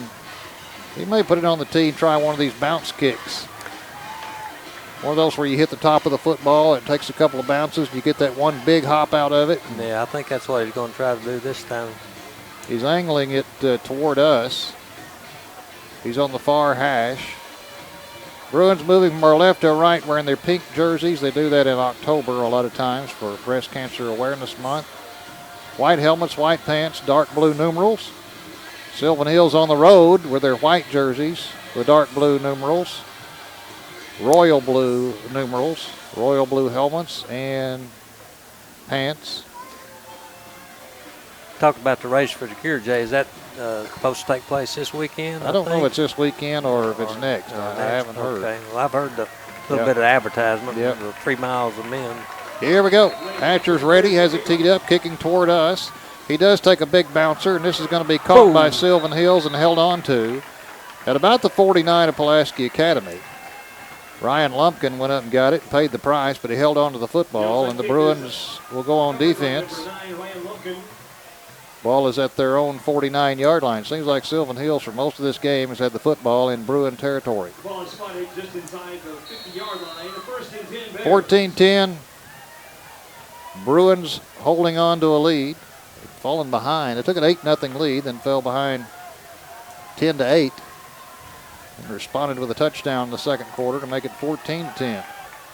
Washington, the quarterback, by himself on first down. Has a man in motion. He's going to give it to the man in motion. Bruins chasing him. He's got the 45. He's got the 40-yard line. Close to a first down. I think he's going to be about a half yard shy of a first down. So a pickup of 9+ on first down for Jamar Porter. Second and less than a yard. Jamar Lane. I thought I saw a flag out there, Jay, but what it was his shoes. He's wearing some. Oh, he's the one wearing the gold shoes. Some gold shoes, yeah. So a good pickup on first down. Now down to the Bruin 40. Second down and short. Washington with Porter to his left. On 2nd and 1. This time he's going to keep it himself, and he's got the first down and more, and he's gone at the 20, the 15, the 10, 5 touchdown. Yep. He broke that initial seam, and he was gone, and boy, the fans on the other side are beside themselves, and why not? They've regained a 16-14 lead less than a minute into this third quarter. Yeah, that was just a quarterback read. He stuck it in the halfback's stomach and took it out and went straight up the middle. It was gone. So Mendoza on for the extra point. He's been good tonight. Kick is up, and the kick is good.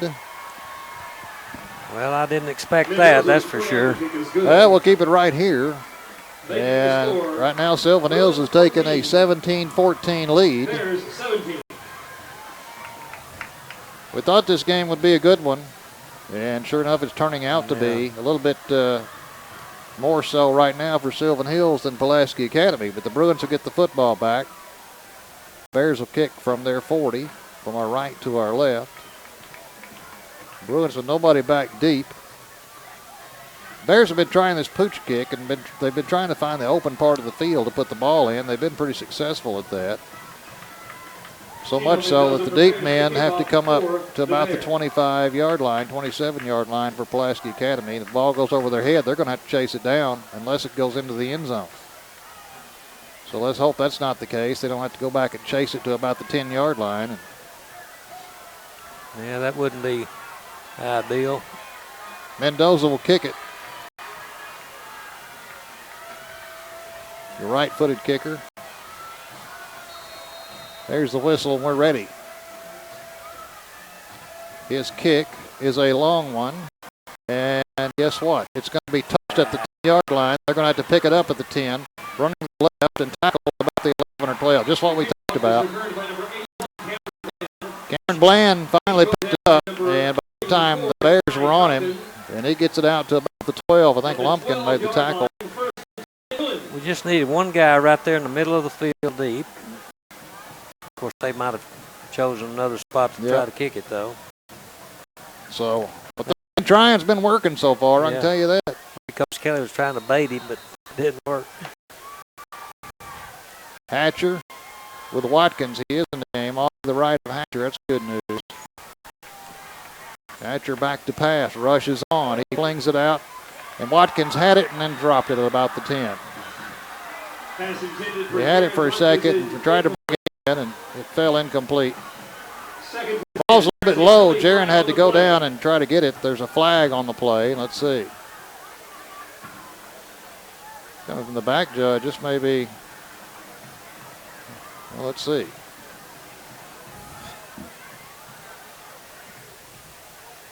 Legal participation. Yeah, 12 men. They had 12 men out there. Penalty. Yep, sure did. That's a 15-yard penalty, and that's a big break for the Bruins. Big break. They had 12 men on the field.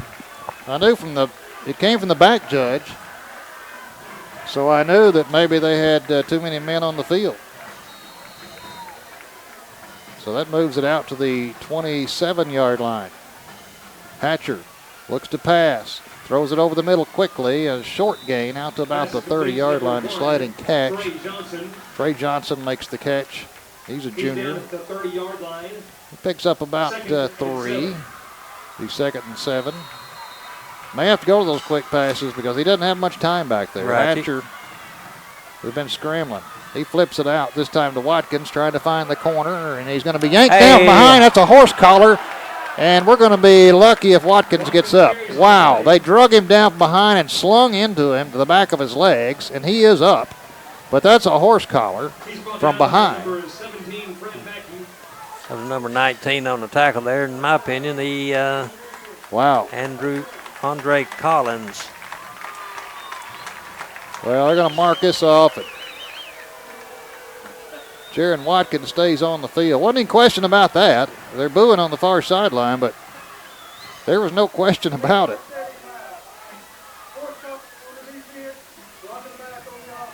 Oh, they had it both ways. Block on the back on the offense and a horse collar on the defense. So what looked like was going to be a big play for the Bruins now is going to be nullified. Let's see.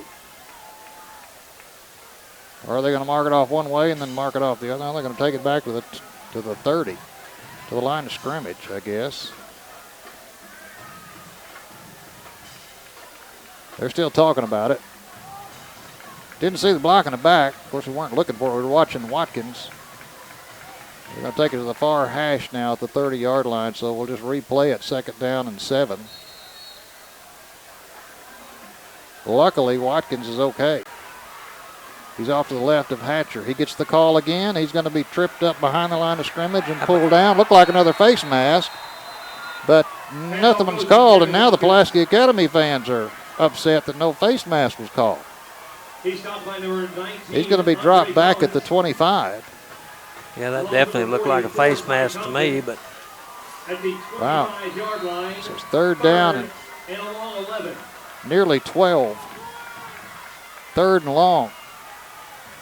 Somebody's got a block. They're not getting their blocks right now. Hatcher back to pass. He has to roll out of the pocket to the left. Has some room. Has the 35. He's going to be knocked down at about the 38, and he's got enough for a 1st down. Watkins was trying to hold on his block out there, just keep it as long as he could, and he finally did. Hatcher picked up the 1st down. Well, I'll say this for Sylvan Hills, that Ty Compton's all over the field. They've got tonight. some speed. There's no doubt about that. They do have some speed. Probably the fastest team we've seen thus far. I don't know about the Utah team. I wasn't there. But I think this bunch. They got speed. Yes, yeah, as fast.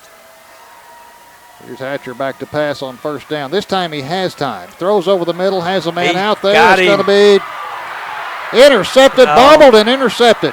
At the 25, the 30, back out to the 35-yard line. Man.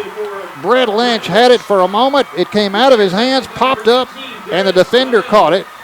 And that's a bad break there. Yeah. What looked like a long gainer turns into a turnover. And Sylvan Hills will have it at their own 34-yard line. Nathan Diajoni was Johnny on the spot there for the tackle. He made the tackle, or that could have been worse. Yeah. All right, defense. 9:15 to go in the 3rd. I thought he had it. I did too. He had a step. He caught the ball, and it popped. Before he could tuck it in, it popped up, and the defender caught it. Now the PA crowd chanting defense. 1st down, Washington, and these Bears at their own 34. Has a man in motion. Washington back to pass, rushes on. He throws it, and it's dropped at about the 35. He had a man there. He was being pressured. He was looking for Dion Youngblood. Youngblood got his paws on it, but couldn't pull it in. 9:10 to go in the 3rd. We've got a nail biter here with Sylvan Hills leading at 17-14, and they've got the football. 2nd down and 10 at their own 34.5.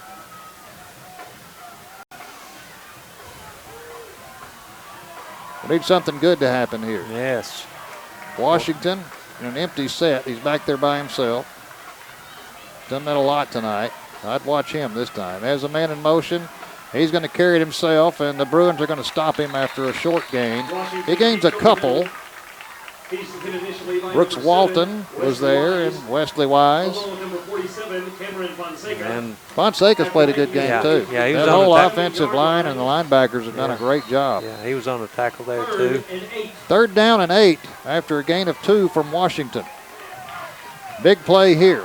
You want to get the ball back for your offense. Yeah, crucial stop here. PA's offense has had too many turnovers tonight. They're trailing at 17-14. Washington on 3rd down and long. Looks to pass, rushes on. He's being chased. He throws long, has a man out there, and this ball is going to be incomplete. At about the 20 or the 32-yard line.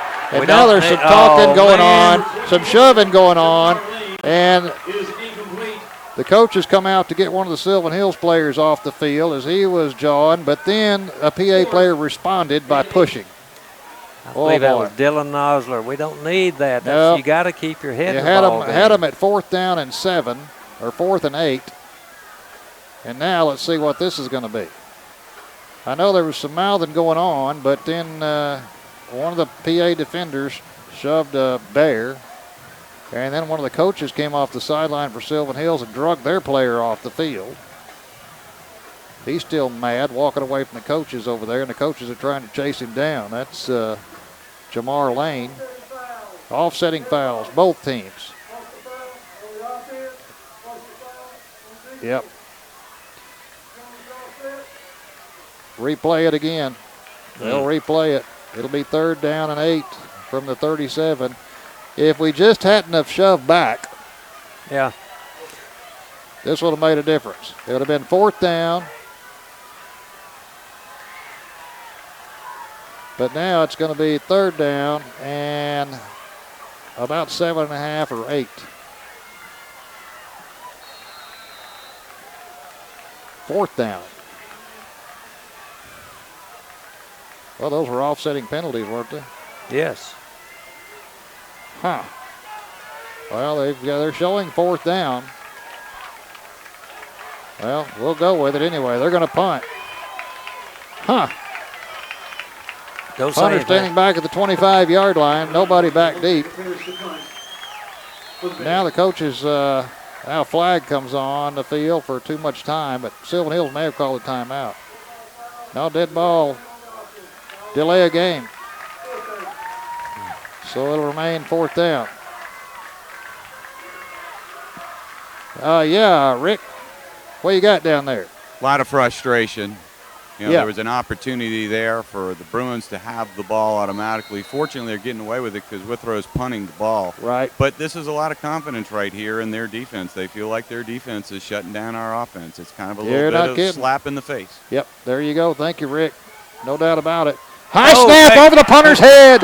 Back at the 10-yard line. He's still fumbling it at the 5. He's back at the 3. Tries tried to to kick kick. it. And the Bruins are going to come up with it inside the 5-yard line. What a break. Whoa. That's the break they were needing. That is what we needed. Maybe this will ignite things. The snap went over the punter's head. He chased it back to the 10, dropped it again. It rolled back to the 5. Then he turned around and had to try to kick it. The Bruins were there.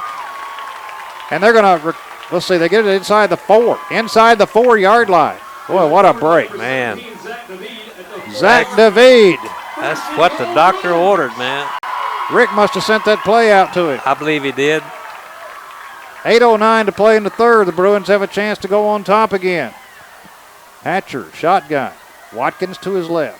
Hatcher gives it to Watkins. Inside the 2, inside the 1. Touchdown, Bruins. Watkins kept those legs going and gets into the end zone, and now the Bruins take the lead 20-17.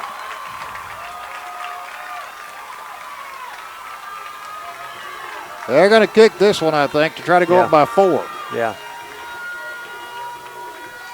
Yeah, why take a chance? Go Yeah, up by that's- 4 here. Yep. That's the right play. Hatcher's on to kick it. Wesley Wise will hold it. And Sylvan Hills jump. Happens every week. Anytime you go into that shift. Now let's see. They're sending Hudson Henry and the younger brother of Hunter Henry, the sophomore. He comes in to the left end, but it looks like they're still going to kick it. Did we only have 10? We may have only had 10 on the Looks field. like it, yep. Because Nobody came off. nobody came off, did they? He wasn't a substitute. Here we go, and Sylvan Hills almost jumped again. Snap is good, the kick is up, and the kick is good. We'll take a break, 8:05 left in the 3rd. We got a dandy. Don't go anywhere. Our score right now, Pulaski Academy 21, Sylvan Hills 7.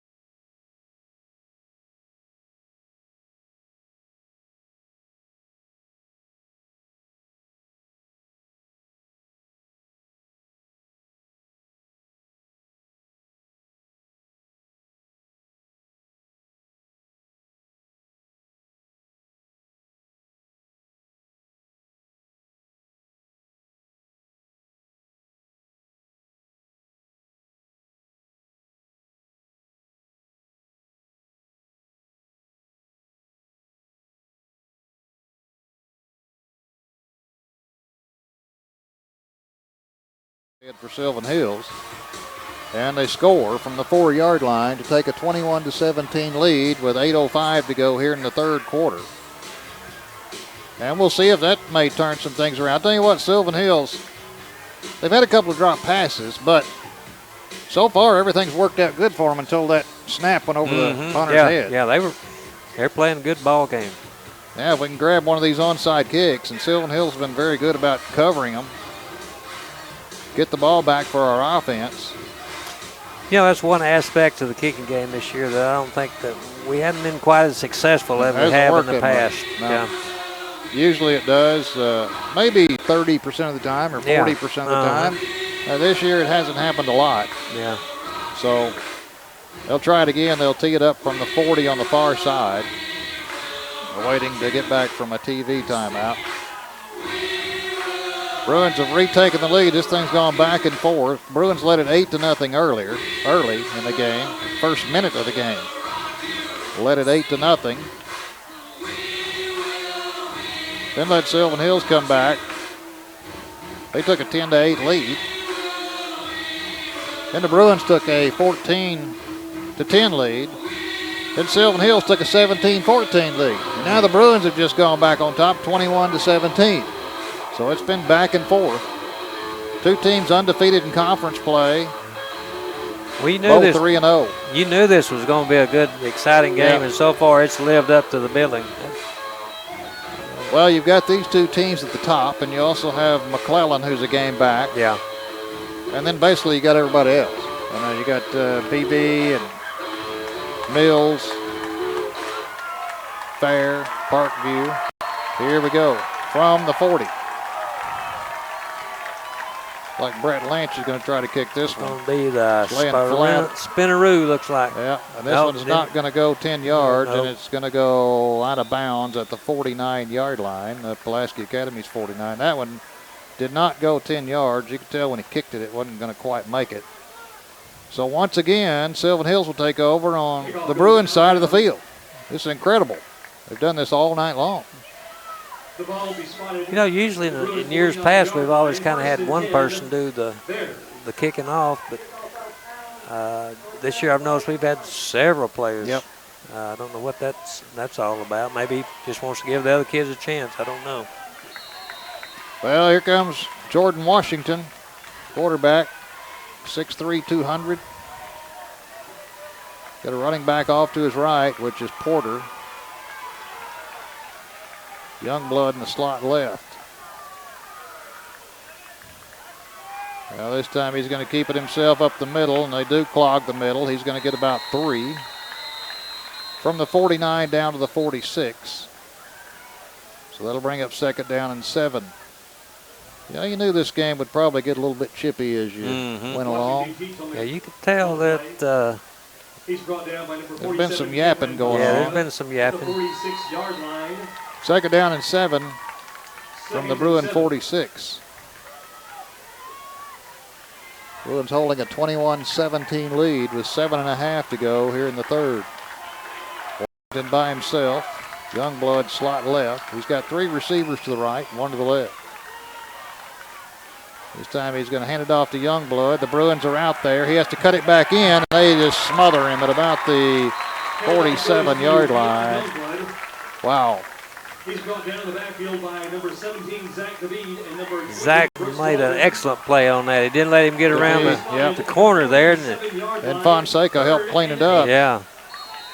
So a great job there sealing off the corner. Yeah, he had to make the running back turn it upfield, and that was the wrong place for him to be. Third down and 8 from the 47.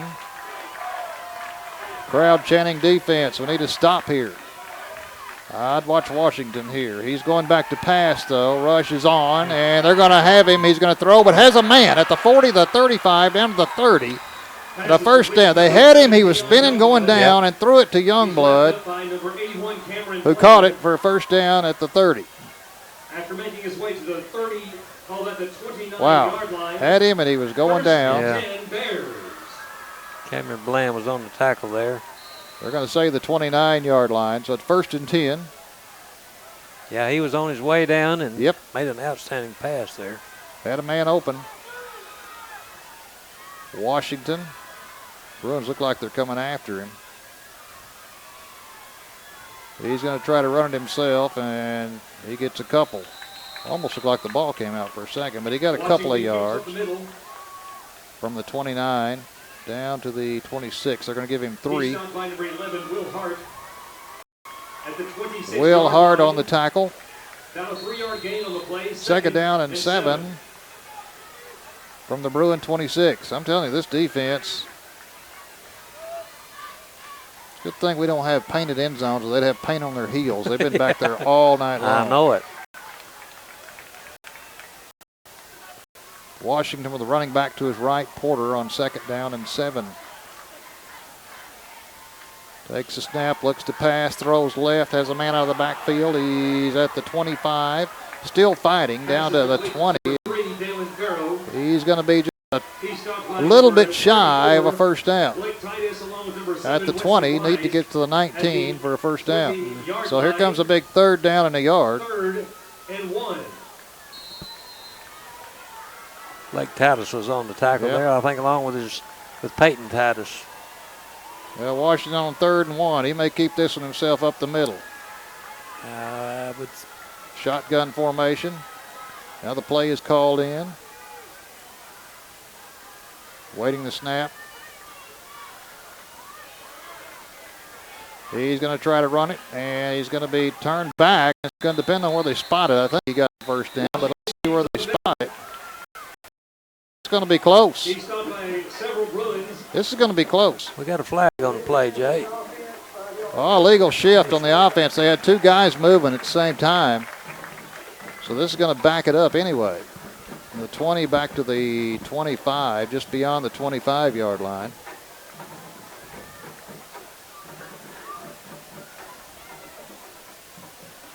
Well, that changes the complexion. Well, now you got series. 3rd and long instead of 3rd and a yard. Yeah. 3rd and 6.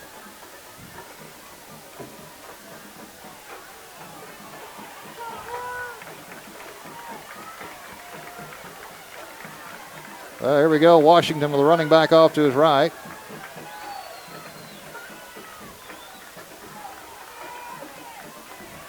Washington to pass. Rush is on behind him. He gets rid of it, and it's was collision at the 10's incomplete.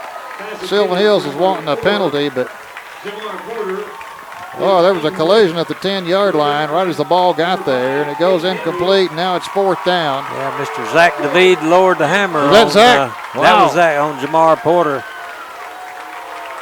Yeah, Porter, he felt that one. He felt it, but you know what? He bounced right back up. Yep, 4th down now, and a long 6. Sylvan Hills didn't like that. It was close. It was close. Yep. Ball's at the 25, and it's 4th down. Washington, shotgun. Big play here. Crowd chanting defense here at Pulaski Academy. Washington back to pass. Rush is on. He's hit. He's hit, and he's down. Back at the 35. Now flag comes in. Maybe this will be holding, decline. Maybe it's holding and decline. We'll see. Washington went down that time. Yeah, Kevin Fonseca on the tackle there. Back at the 35. Holding on the offense. Decline. Decline. Yep. 4th down turns into first down Bruins at the 35-yard line. Now, 4:03 to go in the 3rd. This would be a great time to go up by 2 scores. Yes. Leading 21-17. We'll see if this offensive line can give Lane Hatcher some time, or if Jaron Watkins can spring one. I don't know how he's feeling after. He took a couple of good hits in this game, too. His ankle and back of his legs. He's in the slot right now. Hatcher. Here comes it. He looks to pass. Throws back to his left. Screen pass at the 40. Get out of the way, ref. Fumble, and Watkins recovered it.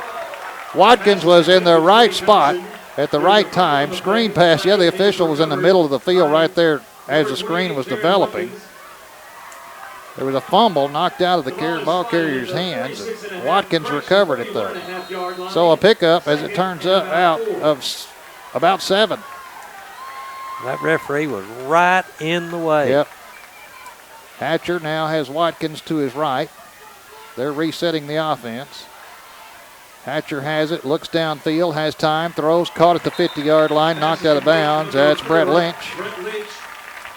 First down at about the 49-yard line, close to midfield. Anthony Duncan was on coverage there for Sylvan Hills. They're going to say right.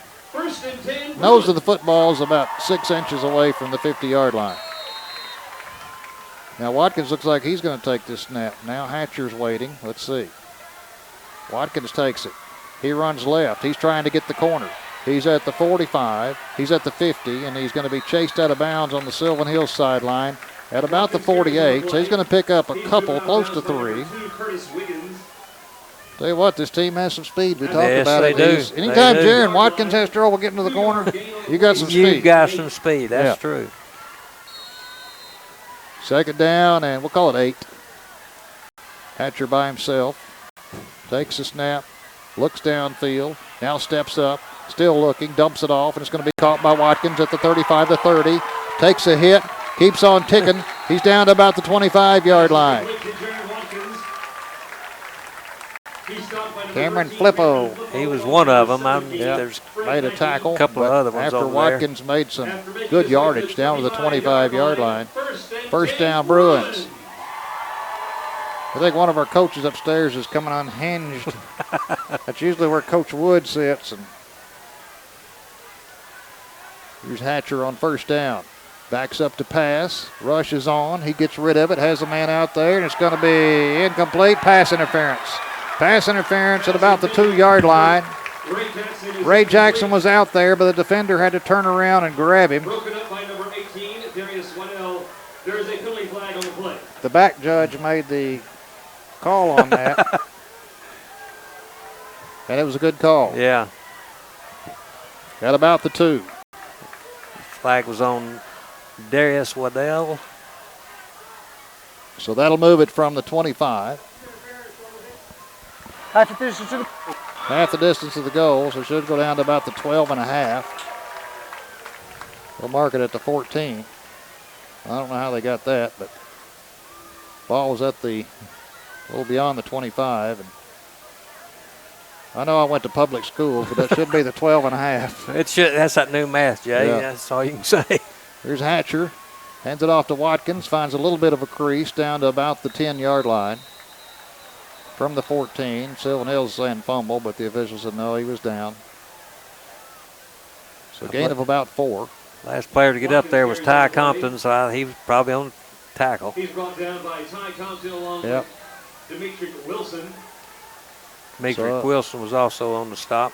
Gain of 4 to be 2nd and 6 from the 10-yard line. Hatcher with Watkins off to his right. 3 receivers to the right. Here comes the rush. They dump it off to Watkins. He's got some room. He's at the 10. He's at the 5. Flag comes in, though. Flag comes in. This could be holding on. Block back or a holding call there. Yeah, one of the wide receivers out there. They may be calling holding here. Calling this back. Blocking the back. Blocking the back. That's 2 of them. So that'll back it up to the 17-yard line. Well, it backs it up to the 17. They need to get to the 4. So 2nd down and 13. The offense needs to do something here. Shovel pass to the 15, and that's about it. They read that well. They just shoveled it off that time to R.J. Anderson. He couldn't even turn the corner. He gets back to close to the 15. That brings up 3rd and 11. 16-yard line. 3rd and 9. Jaron's on the sidelines. I'm not sure exactly what's wrong. I don't think he's hurt or anything. He just. Here's Hatcher on 3rd and 11. Pumps. Now rolls. Nobody open. He rolls back to his right. Needs a block. Can't get it. Now he's at the 25. Now he's going to throw it short and incomplete. He had to try to dump it off to Trey Johnson along the sideline. It's incomplete. So now we look at 4th and 11. You know, last week we saw him attempt a field goal against Little Rock Christian, something I didn't think we'd see, and we did. Right now, they're going to go. No, they're going for it. Ball's at the 15, need to get to the 4. 4th down. Need a big play here. on 4th down. With a minute 35 to go in the third, Bruins leading at 21-17. Trying to add to this. Hatcher alone. Takes a snap, rushes on, flags, and too much time. There's a penalty flag on the play. Too much time. It'll back them up 5 more yards from the 15 to about the 20. And that'll make it 4th down and 16. This has not been pretty by this offense tonight. No, and it sure you got to hasn't. give the defense credit. Yeah, absolutely. Sylvan Hills defense, but it's not been pretty by the offense. So here we go, 4th down from the 20-yard line. Hatcher looks in. He has it, looks to pass. He's going to have to do something with it. He's in trouble again. Now he rolls outside, now throws across the middle. It's going to be short hopped at the goal line and incomplete. Had a man for a moment, but Trey Johnson couldn't dive back and get it. So once again, the offense turns it over. I thought he might have had it there for a second, but he had him open for a second, but just didn't quite get it high enough didn't have for him. enough steam on it. It was a little bit too low. So that'll turn it over again, and Sylvan Hills will take over at the 20, their own 20, with a minute 26 to go. Bruins leading at 21-17. We've got us a barn burner. Washington with a running back this time. Offset behind him. That's Porter. On 1st down, he's going to hand it to Porter, and he's got a hole across the 25 out to the 28-yard line. Hayden Henry finally made the tackle, but he picks up 8. After making his way to the 28-yard line. This defense has been on the field a long time tonight. So 2nd down and a couple for Sylvan Hills at the 27-yard line, 27 and a half we'll call it, about 2.5 yards to get to the 30. Washington hands it off to the first man through, and he's still not going to, well, let's see where they mark it. I believe they're going to give it to him. I think they're going to say he reached out to the 30-yard line. One ref, he's shaking his head, but well, let's see. It may still leave it a shade shy. They're going to have to measure. Yeah, they're going to measure. Timeout for a measurement. It's going to be very close, I can tell you that. It's either 1st down or it's going to be 3rd down and an inch. 38 seconds to go in the 3rd quarter. Bruins holding on to a 21-17 lead. They'll stretch them out, and it'll be an inch away. So 3rd down and short. I will say this, Jay. This is one of those games you just don't feel comfortable. It's a nail biter. No, that's what we've said all night. If you could ever get 2 scores ahead, you'd feel a little better. But the Bruins have not been able to do that. Here we go on 3rd and short. Washington in the shotgun. I'm surprised he's not right up under center, but he's going to work from the shotgun. Takes a snap, and he's going to make it across the 30 to the 31-yard line. Keeps on the play. Brooks Walton on the stop. The ball is spotted at the 31-yard line. Just beyond the 31, so he gained about 1.5 yards on it and only needed an inch. So 25 seconds to go in the quarter, and the clock is running, and that probably will be the last play of the 3rd quarter. It'll be a 1st down for Sylvan Hills at their own 31 and a half when we come back, because I don't think they intend on snapping this. I think they just run the clock out, the play clock, and 1 second behind. And that'll do it for the 3rd quarter. So we'll take a break at the end of 3. We've got a nail biter. Pulaski Academy at home. They're leading, but they're only leading 21-17 over Sylvan Hills. You're listening to Bruins.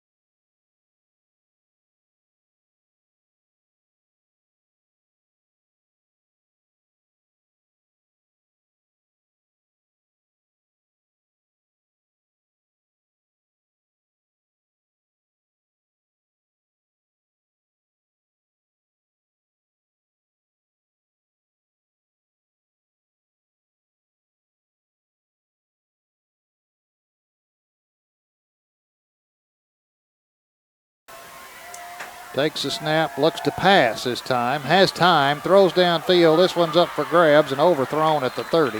Had a defender right there with the receiver.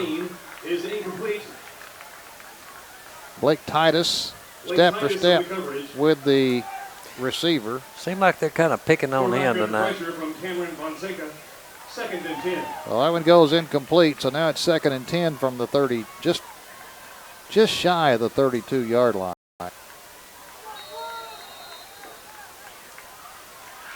Be a good time for another sack, but I doubt they'll do that again.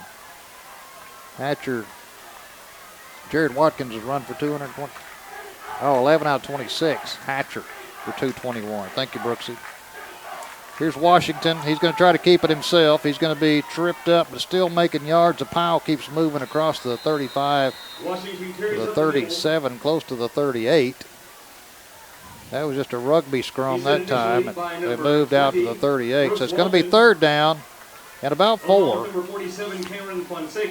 know, I've noticed most of his yardage is just up the middle. He doesn't get around the edge. No, he just goes through the middle and just moves the pile. Yeah. And that's what happened there for 8 yards, or for 6 yards.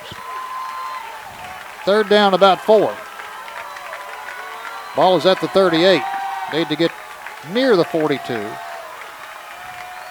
Washington alone in the shotgun. Has a man in motion. He's going to carry it himself, and he's open. He gets to midfield before the defense catches up with him and falls into Bruin territory at the 49. It's a 1st down. Hayden Henry, one of the guys who tripped him up. It looked for a moment like Washington had a seam and was gone. So 1st down, Sylvan Hills at the Bruin 49-yard line. The offense ought to take this defense out for a steak dinner after this is over. They should. If PA wins, they sure should. Here's Washington on 1st and 10 from the Bruin 49. Moving from our left to our right. Takes a snap, hands it off to running back, and he's going to be caught behind the line of scrimmage. Slashing through was Chris Lang. And as the running back tried to go to the corner, he was cut down. He nailed him. Loss of a couple. So that'll be 2nd down and 12. Lang just came through like a torpedo and took his legs out from under him before he could ever reach the corner and try to turn the corner. That was an excellent play. 10 Tackled by minutes. Chris. Yep. 10 minutes to go here in this ball game.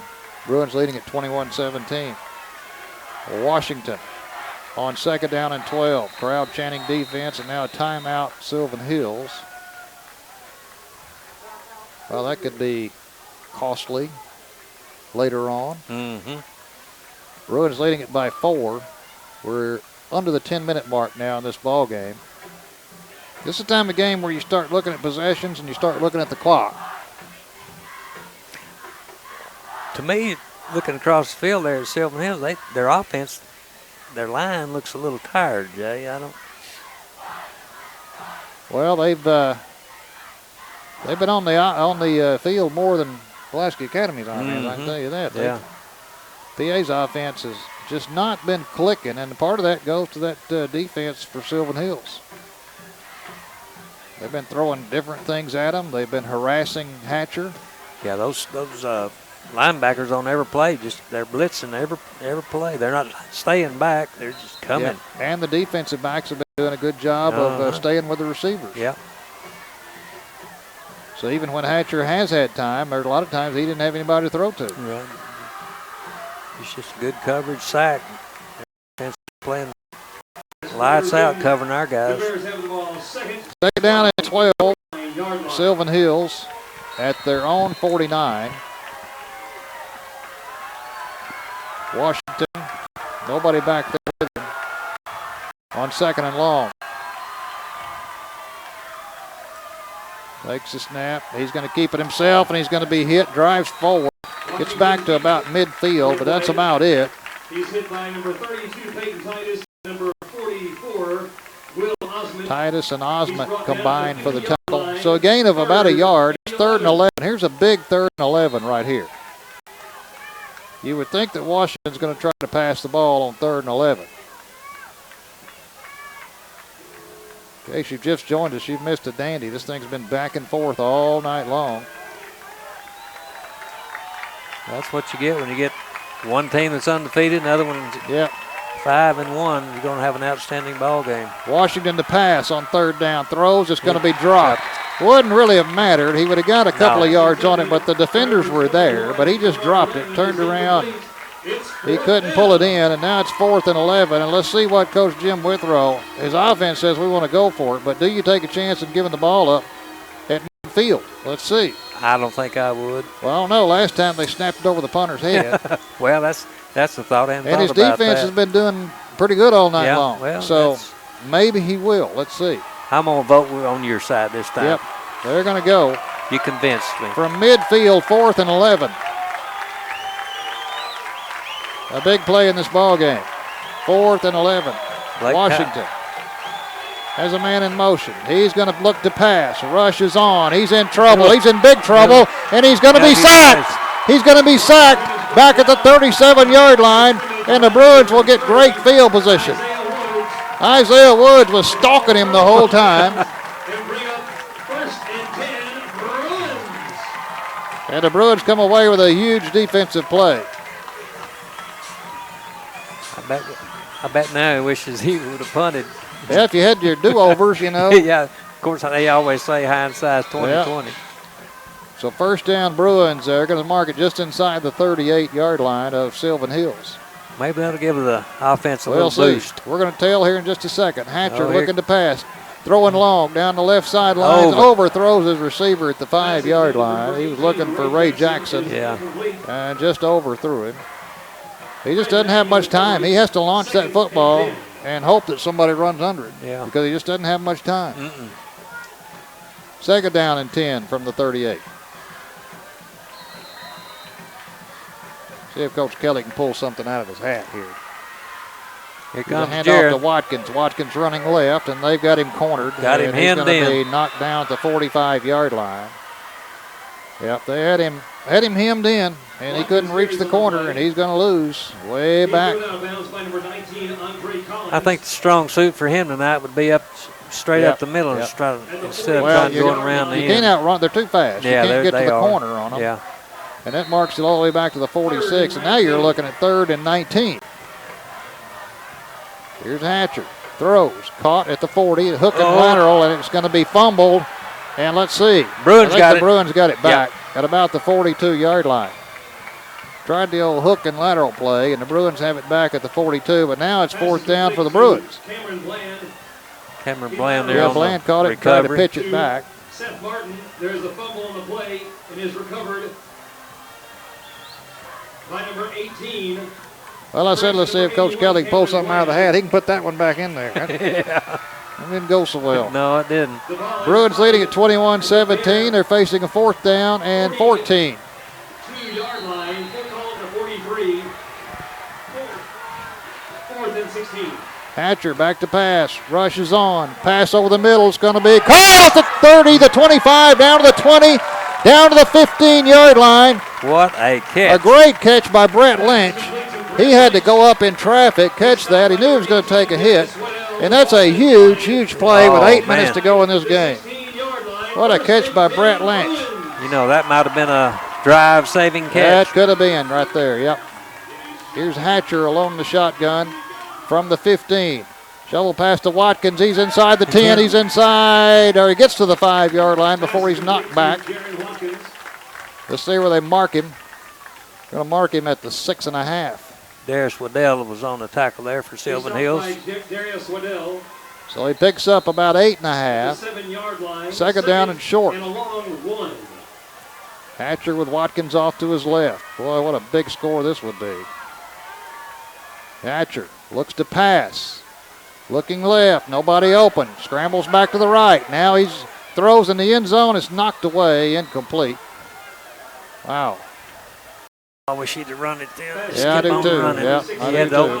He had a little lane there to run through. He sure did. Had a little lane. I believe he could have gotten almost a touchdown there. So now it's 3rd down. 3rd and about 1.5 yards.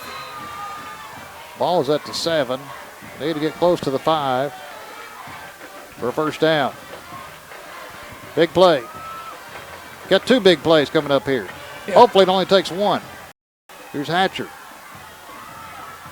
Takes a snap, goes up the middle, and he twists, and he's got the first down inside the 5-yard line, and that's going to make it 1st and goal. That's a big play. Big play. 7:16 to go. Bruins up by 4, looking for more. The ball is spotted just outside the 3-yard line. 1st and goal, Bruins. Ball is outside the 3, 1st and goal. Hatcher looking to the sidelines. Plenty of time on the play clock as he sets the offense. We're down to 12 on the play clock. Hatcher looks in, takes a snap, rolls to the right, looking, throwing. It's going to be caught. Touchdown, Bruins! Caught in the corner at about the 1-yard line, stepped into the corner. Brett Lynch, and what a game he's had. What a game he has turned in. 27-17 now with 6:55 to go. That make you feel any better, Jay? That makes me feel better. Said if we could get a 2-score lead, I'd feel a lot better. Yeah. Hatcher on for the extra point.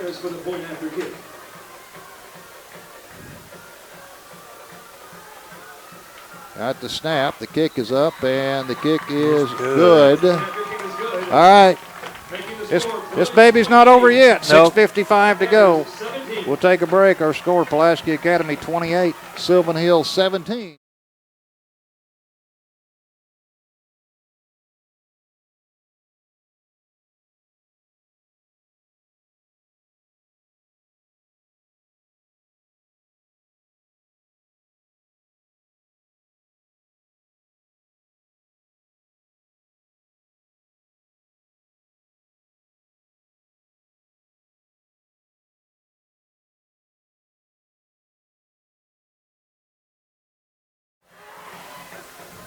Nope. Well, Coach Kelly was discussing the kickoff on the sidelines and thought maybe he might kick long this time. But change his strategy and kick it long. Yeah, but he's not. He's got it teed up, laying sideways on the tee. Hatcher readjusts it a little bit. Still not right. Now he's got it. Yeah, he's going to back up and be kicking our way. Kicking from the right to the left. Here's the kick. It's a squibber that's going to be caught by Sylvan Hills at the Bruin 48-yard line. The onside kick is covered by number 7. That just hadn't worked like it was supposed to tonight. No. So now it's up to the defense again. This defense, which has put up a fight all night long, had their backs to the wall all night long. And so far, they've only given up 17 points. Bruins lead at 28-17 with 6:53 to go. Sylvan Hills with 2 timeouts left. Bruins have all 3 of theirs, and they're hoping they don't need them. Yeah. I imagine we'll start seeing a little bit more passing here by Washington in a minute. That's possible. They need 2 scores. Of course, he can hit a quick popper up the middle or whatever, and he's gone. Yep. All it takes is one play. Yeah. Washington in a shotgun by himself. Has a man in motion. He's going to keep it himself, and he's going to get a couple. About 1.5 yards as he falls forward just inside the 47-yard line. Cameron Fonseca there to make the tackle. So to make it 2nd down and a long 8. I think Mr. Washington and Cameron are going to be well acquainted before the night's over. That's several tackles that Cameron's had on him. So 2nd down and long. Could be a passing situation for Washington. 6:18 to go. He's going to pass. Rush is on. He's going to dump it over the middle, and the screen play is chased down from behind by Will Hart. That was a screen pass over the middle, but Will Hart saw it, turned around, and tackled the receiver from behind. And he only got to the 44-yard line. So 3rd down and 6. And that keeps the clock running. He was on him like... Yeah, he turned around and dove for him and got him right there. Yeah, right. He didn't waste any time on him. 3rd and a long 6. Washington, the running back off to his right. Looks to pass. Rush is on. Back, intercepted! Intercepted, he's gone. That's Hart at the 25, the 20, the 15, the 10, 5, touchdown. Good, Irene. What a play. What a play. Man. He jumped up, looked like he was going to bat the ball away, and he just Snagged it. We know we saw that last week, Yep. but it was against PA. He jumped up and just snagged it. And took off, and now it's 34-17. Well, you want a big play? That was There's a big play right big there. play. Hatcher on for the extra point. Will Hart just jumped up and snagged that ball. That's two outstanding plays back to back for You him. knew he was going to knock it down, Yeah. but you didn't know he was going to hold on to it, catch it and take off running. Sylvan Hills jumps on the extra point. Well, now if you're Sylvan Hills, you're thinking, oh boy, 5:28 to go, 34-17. Where just a moment ago it was 21-17, and you had the football. Mm-hmm. Awaiting the snap. It's good. The kick is up, and the kick is good. We'll take a break. 5:28 to go. It's now Pulaski Academy 35, Sylvan Hills 17. You're listening to Bruin Football on 96.5 FM, The Answer.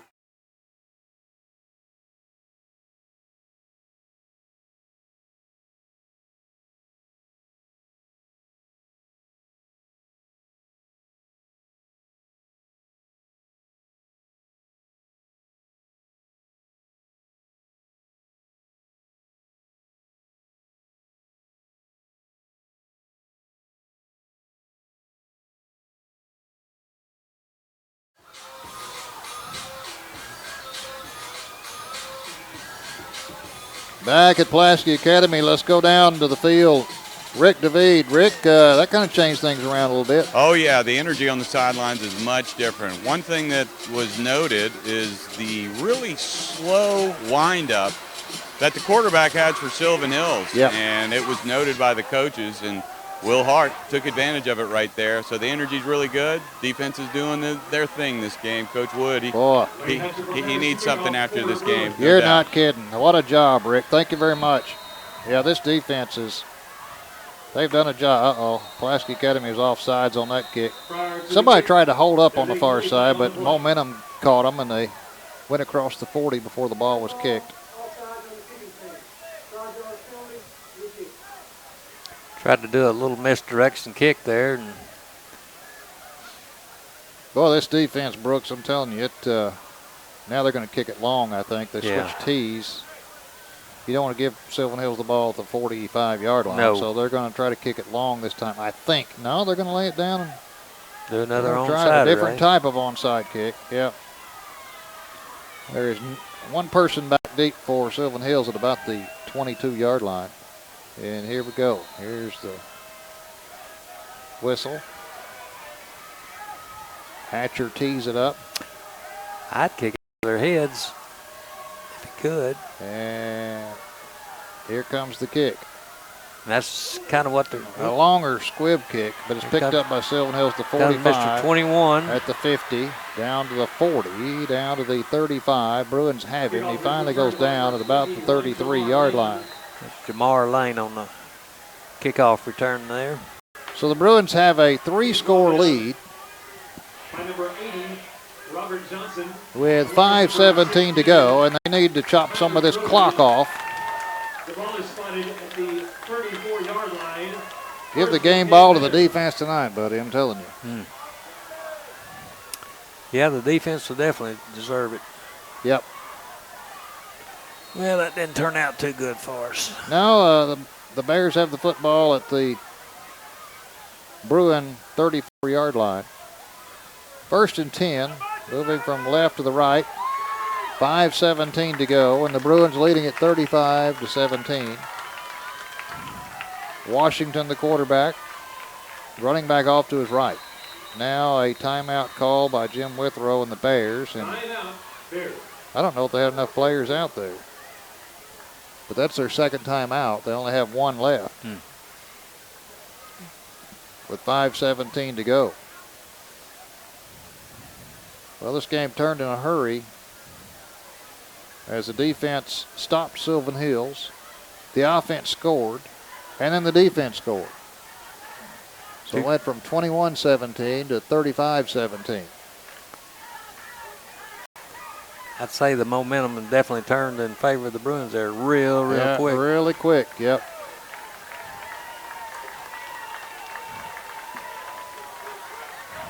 So here we go. The defense is back on the field. The Sylvan Hills offense comes back on the field. 1st and 10 from the Bruin 34.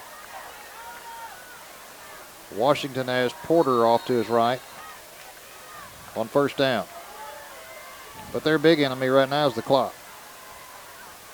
Takes a snap, he's going to pass, rushes on, steps up, avoids a man, now throws long, and this one is going to be incomplete. Batted away in the back of the end zone. A good job by, who was that, Brooksy? No, that was Blake Titus. That was Blake Titus, who was step for step with the receiver. Turned and almost made an interception, but knocked it down. So 2nd down and 10 at the Bruin 34. 5:08 to go. You know, they picked on him about 3 times tonight, it seemed to me like, Jay, but he's out. He's been in position. He's been in position. He's a nice defensive sophomore back. Yep. Here's Washington. He's going to hand this one off to his running back, running right. And the Bruins collapse on him at about the 33-yard line, about the line of scrimmage. May have gained a yard, and there is a Bruin injured. Zach David was there, and Henry. And we'll see who this is. Face. Yeah. We'll wait and see who this is. On the ground for the Bruins. 4:55 to go, and a good defensive play. The Bruins read that and had about 3 players out there and stopped him. You've got a coach that's in the way, and I can't quite tell who it is. They got a little cut there on the fight. I think they may be working on that, but yeah, Rick, what you got down there? I think it's Chris Lane, and I think he has an injury to his face. It Yeah. looks like they're playing with his face. He may have gotten a cut on it. Yeah, I think maybe there's a cut, Rick. Looks like they're trying to maybe stop some bleeding or something. Nice defensive effort again that time with a bunch of Bruins around him. Rick, I'll tell you what, this defense, they've turned this game around because they've had their backs to the end zone all night long. And to do what they've done tonight has just been remarkable. It's impressive. It really is. And, you know, one of the components that is really good with what the strategy Coach Kelly incorporates is the fact that these guys are put in these situations all the time. Yep. And when you have that, these guys respond to it. They don't go out onto the field going, oh, my back's against the wall. Their back's against the wall every time they take the field. And that's ultimately why they're able to do what they do from an emotional perspective. And they execute. Their process is right. They do everything right from a pre-snap read to making a play. Well, they've done a heck of a job tonight, Rick. We appreciate you, and we'll get back to you in just a moment. Looks like it may be Peyton Titus, and he's, of course, conscious, and nothing wrong with the limbs or anything else. I think he's just sustained possibly a cut, maybe in the forehead or the chin. They're working on that while they're down there. And tell you what, let's take a timeout while they're working on him. 4:55 to go in this one. Bruins leading 35-17. You're listening to Bruin football on 96.5 FM, The Answer.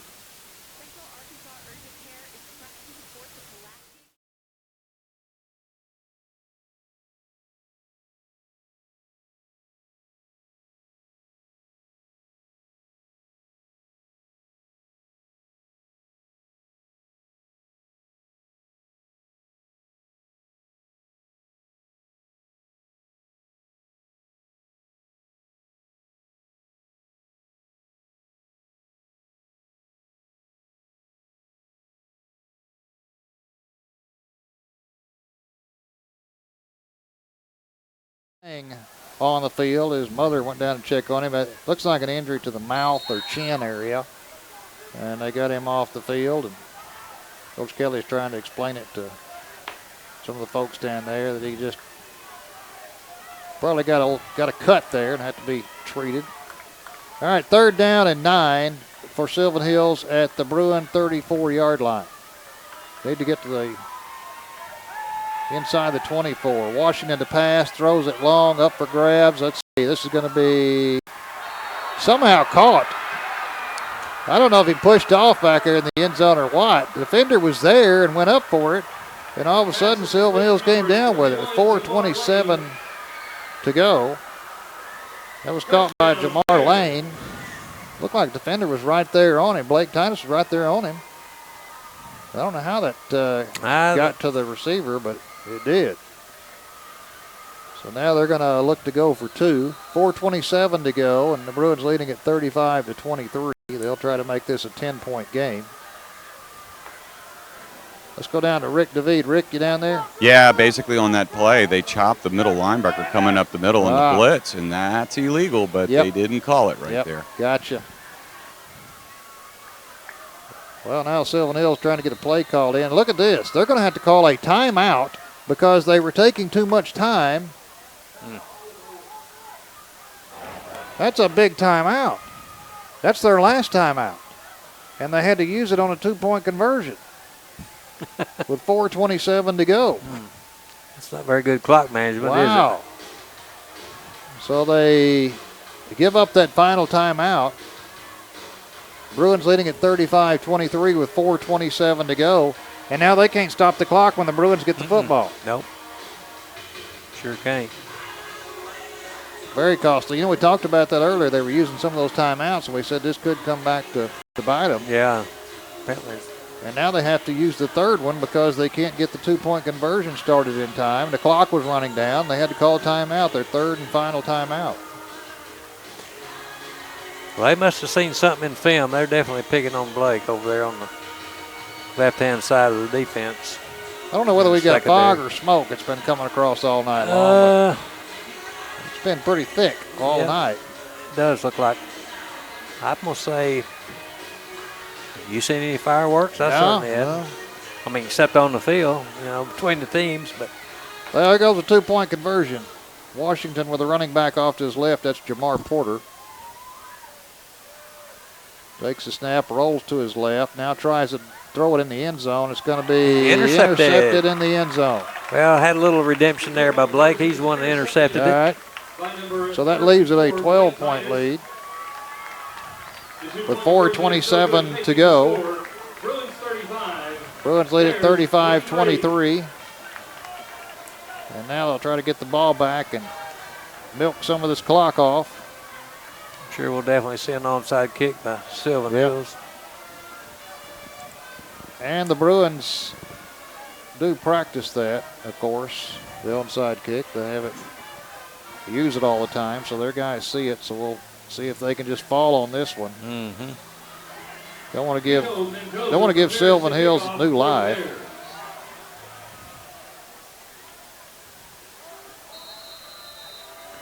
We'll have a. Got one man back There deep. we go. Now here's an onside kick. It's fumbled. Oh. And Sylvan Hills got it. Do you believe that? At the 45-yard line. Number 34 for. Well, Peyton Terry came up for Sylvan Hills and made that recovery. Now I just can't understand that. Well, we can't buy one tonight. No. And we're known for it. Yeah. And we can't cover one. So that gives the ball at their own 45-yard line to Sylvan Hills. 4:24 to go. Now they're working against the clock. They don't have any timeouts. So Bruins leading it by 12. They would need 2 touchdowns the rest of the way, but anything's possible. Washington. Back to pass. Throws deep. Here they go again. Has a man. It's going to be incomplete at about the 15-yard line. Defenders are with him. Of course, Sylvan Hills fans wanting some help on the play. Brennan Halpin. Jamar Lane. I'm sorry. Jamar Lane. Titus defending, and that'll make it 2nd down and 10 from their own 45.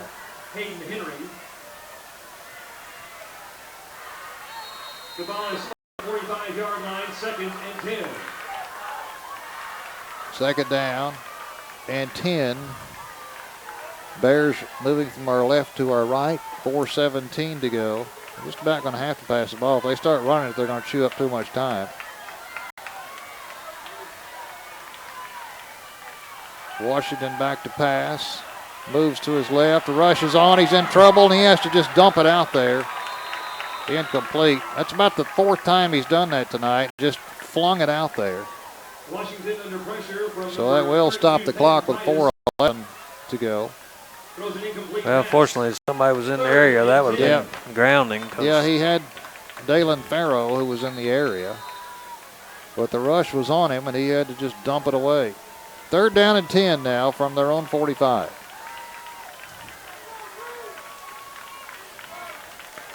Oh, so they got on the right side or left side of the defense now, number 81 for the Bruins. Well, I bet you he goes long here.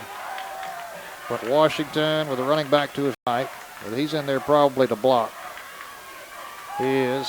Washington dumps it off. It's going to be caught at the 50, the 45. The first down to the 43-yard line. Lumpkin caught it. Blake Titus drove him out of bounds. So a pickup of 12. 43-yard line of Pulaski Academy. 4:04 to go in this one. 35-23, Bruins leading it by 12. Had a 35-17 lead until just moments ago. 2 receivers to the left, 2 to the right. Washington has a man in motion. He goes back to pass. Rush is on. They're looping behind him. They hit him a flag, and it's going to be complete. And another flag on the far side. So we got flags everywhere. We got one for holding on this side, and then we'll have one for pass interference on the far side. Well, I know Brooks Walton lowered the boom on He did. Yeah. on Washington. He was hit again as he released the ball. Yeah. Interference on the defense, blocking below the waist. Blocking ball the waist. Replay first down. Replay first down. You know, the coaching staff at Pulaski Academy has been yelling. They've been blocking below the waist and chop blocking tonight, and they finally called that one. So that'll redo things. It'll be 1st and 10 from the Bruin 43 with 3:59 to go. Bruins leading it by 12, 35-23. I believe that's fog moving in, Jay. That's not good news. I don't want to have to drive home in that.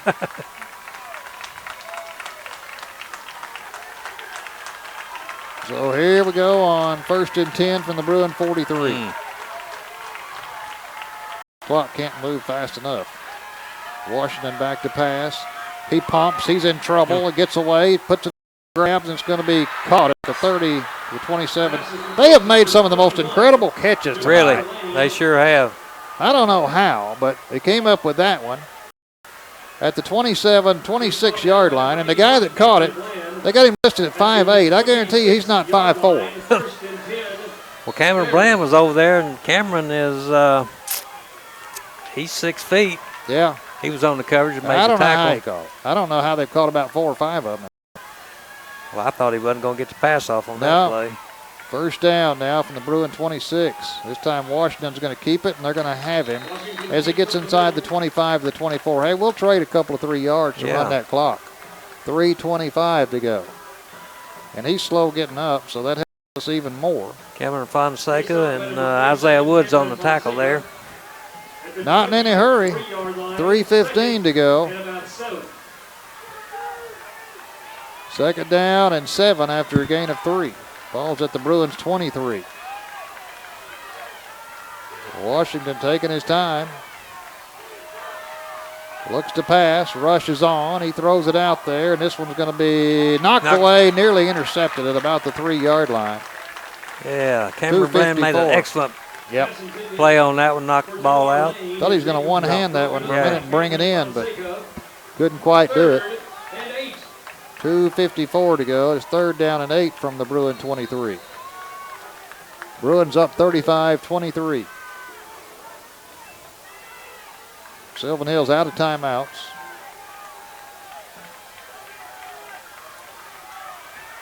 Washington back to pass. Throws over the middle, and it's going to be caught at the 10-yard line. Down to about the 7-yard line. He's brought down by Cameron Bland. Youngblood caught that. They got him listed at 5'8" too. So. Yeah, Cameron Bland was on the tackle there. 8-yard line. So that'll stop the clocks while they move the chains. First and goal. Now they'll start it again. 2:43 to go. Washington is going to keep it himself, and he gets down to the 5 before he's knocked backwards, and that'll run the clock. So 2.5 to go. He's brought down by a host of Bruins, including Cameron Fonseca. Clock running, 2:25. Sylvan Hills in no hurry. Just outside the 5-yard Down to 2:15. Now they break the huddle. Washington on second and goal from just outside the 5-yard line. Down to 2:05. He's going to try to pass. Quick pitch over the middle, knocked away, and then here comes some flags in. Pass intended for number 34, Peyton Terry, is incomplete. So that'll be pass interference, I believe, inside the 5. But you know what? That's okay. You kept them from catching the ball and ran some clock. Oh, no, it's a block below the waist again on the offense. It looked like the defender got there and the ball was behind them, so I didn't know whether they were going to call a pass interference or not. But that's another block below the waist, and finally they're getting the message. The coaches have been telling them they've been doing that the whole game. And now they're finally getting, and Rick talked about it a minute ago. They sure did. So that'll back them up just beyond the 20. 1:59 to go, and the clock now begins to roll again. Second and goal from beyond the 20.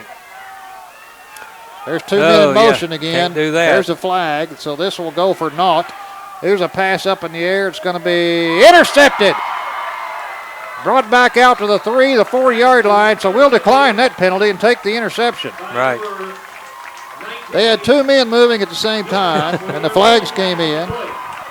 Illegal motion against Sylvan Hills, declined. First down, Bruins. Dylan 41 to go. Yeah. Dylan Nosley. For the interception there. Brought it back out to the 4, and now they could just run the clock out. 35-23. Yeah, as soon as that play started, you could see it was something. You know, 2 guys in motion, you know you can't have 2 at the same time. No, they both went different directions. Yeah.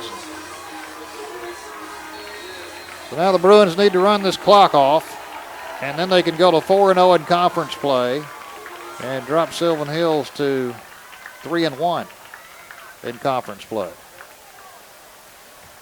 Hatcher standing at the goal line. He's rolling out to the left, and he's going to little safety pass out to about the 10-yard line. Goes out of bounds. Ray Jackson catches it at about the 11. That gives them a little more room, so now they can kind of, if they want to run the ball, they can. At least he's not standing on the goal line now. Right. Minute 36 to go. Here he pitches it out to Watkins. He needs to stay in bounds. He cuts back at the 10, out to the 12. He does stay in bounds. Good job of staying in bounds. Minute 29. Flag. Flag, sure enough. I wondered why the clock stopped, but there's a flag on the play. Holding, it looks like, against the Bruins.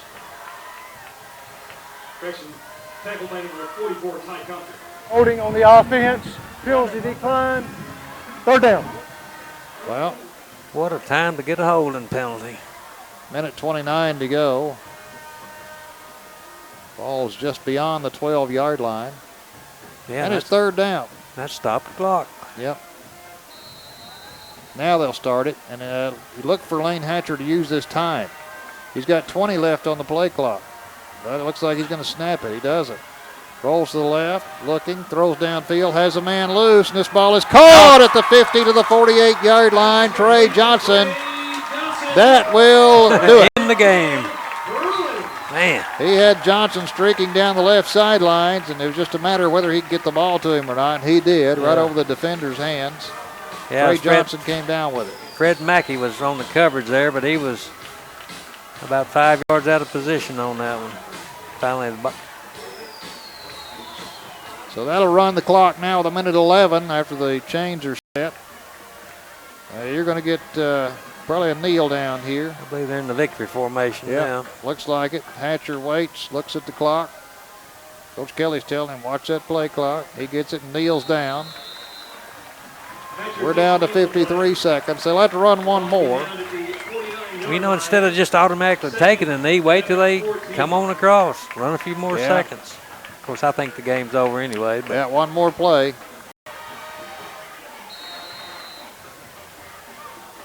Yeah, we're going to go to Rick here in just a second.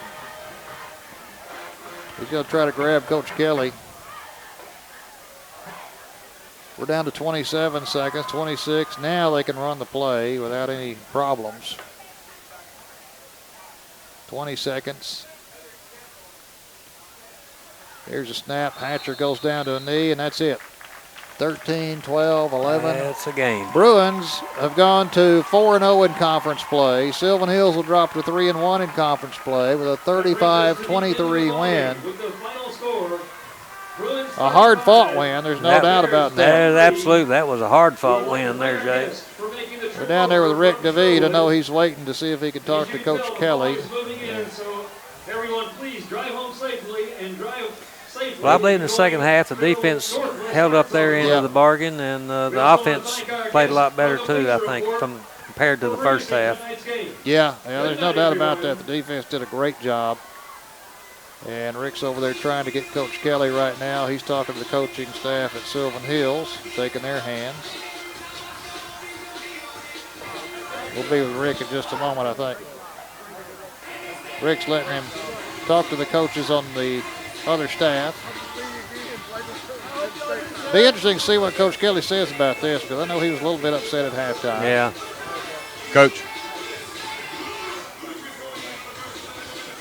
Coach Kelly. Well, last week we talked about Jaron Watkins running the football after the game. This week, it's about your defense. What can you say? Well, I can say I did a horrible job on offense, and we needed our defense to pick us up. And, you know, we got a punt snap over the head that they got down there and did. Then we got the pick six, and they just stood up and played all night. One of the touchdowns we gave them, you know, I gave them 10 yards. And we still expect our defense to make a stop there, but they did. They made plenty of stops against a really, really good quarterback, really well-coached team. So I'm so pleased with our defense. And I've got to get my coaching on the offensive side up to what they did on defense tonight. When you go ahead and you look at what Sylvan Hills did tonight, what was it that kind of threw a little bit of a wrinkle into what we do on offense? Not really. We really knew what they were going to do. It's the same thing somebody did last week. The exact same thing. And they executed better, but like I say, I didn't do a great job preparing our guys, and it comes down to that. It's my job to get them to pick up the blitz, and I didn't do that, and so there we are. But, I mean, it was a good plan, don't get me wrong. But, you know, we saw it last week, and I just kind of assumed that we would do the same thing as we did last week and pick it up, and I didn't do a good enough job in practice. Well, Coach, you're undefeated in conference right now. Congratulations on the victory. Thank you. Appreciate it. Thank you, Rick. We appreciate that. Appreciate it, Coach Kelly. And yeah, he's still a little bit upset with this offense. There's no doubt about it. He sure is. But they're going to go back to practice. He said, you know, the defense did a great job. We didn't do a good enough job coaching the offense. He said we saw basically the same defense we saw last week. Right. But we didn't do as good a job of picking up the blitzes and everything else as we did last week. So he said, that's on me. And he said, we're going to go back to practice. And you can bet this is going to be the offense is going to do some work this week. They'll definitely be doing some work this week. But yeah, like I say, on every play, Jay, the linebackers were blitzing. So, but your offensive line and your backs have got to pick that up and provide protection for the quarterback. And so it was a good learning experience for the Bruins tonight in that particular instance. You know, you brought this up earlier before the game or during the game, first part of the game. You said it's so valuable for a team to have a close game because you're going to get to the playoffs and you're going to have some tough contests. Right. And it's not good to go through the whole season. No. Well, of course, you enjoy winning. Yeah. But anytime you start blowing people out week in and week out, then when you get to the playoffs, you get to a close game, you start thinking, okay, how are these guys going to react? Yeah. So it's good to be tested a few times before you ever get to that point. Right. And tonight was a test, and this defense showed up. The offense a little bit off. Now, give credit to the Sylvan Hills defense, too. Yeah. They did a good job, came in with a good scheme. They've got a lot of speed. They've got a lot of speed. The most we've seen this year, maybe with the exception of, which I say they were just about equal with the Utah bunch. Yeah. So give credit where credit is due. We're going to take a break right now.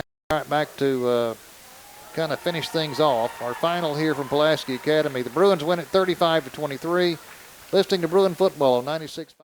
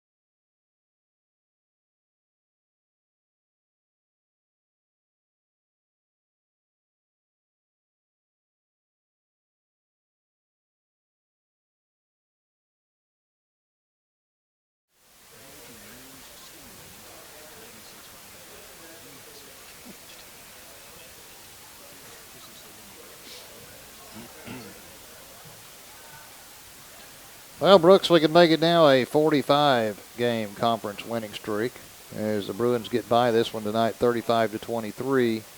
Still have some games ahead next week. Of course, Parkview here at the Bruins' house, and they'll be glad to get that one here to have another home game. Of course, we still have to face some good teams this year. McClellan's coming up; it's on the schedule too. So, yeah, we play them over there this year again, but that's for the second time in a row because of scheduling work. We have to go to McClellan again like we did last year. But this was a tough test tonight, and the Bruins passed it 35-23. And you may look back on this one as the season goes on and think, you know, this was a good challenge for these guys. It was. Sylvan Hills gave them all they wanted. Yep. Bruins were averaging 51 points a game, scored 35. And like Coach Kelly said, there'll be a lot of work with that offense this week. There's no doubt about that. But the defense seemed like all night long they had their backs against their own goal line and only gave up 23 points. And you just can't, you can't say how big that was in a game like this to only give up 23 points because you always figure the Pulaski Academy offense is going to score more than 23 points. Right. And, of course, they did tonight. It took them a while to get going. And the defense had a hand in that also. Right.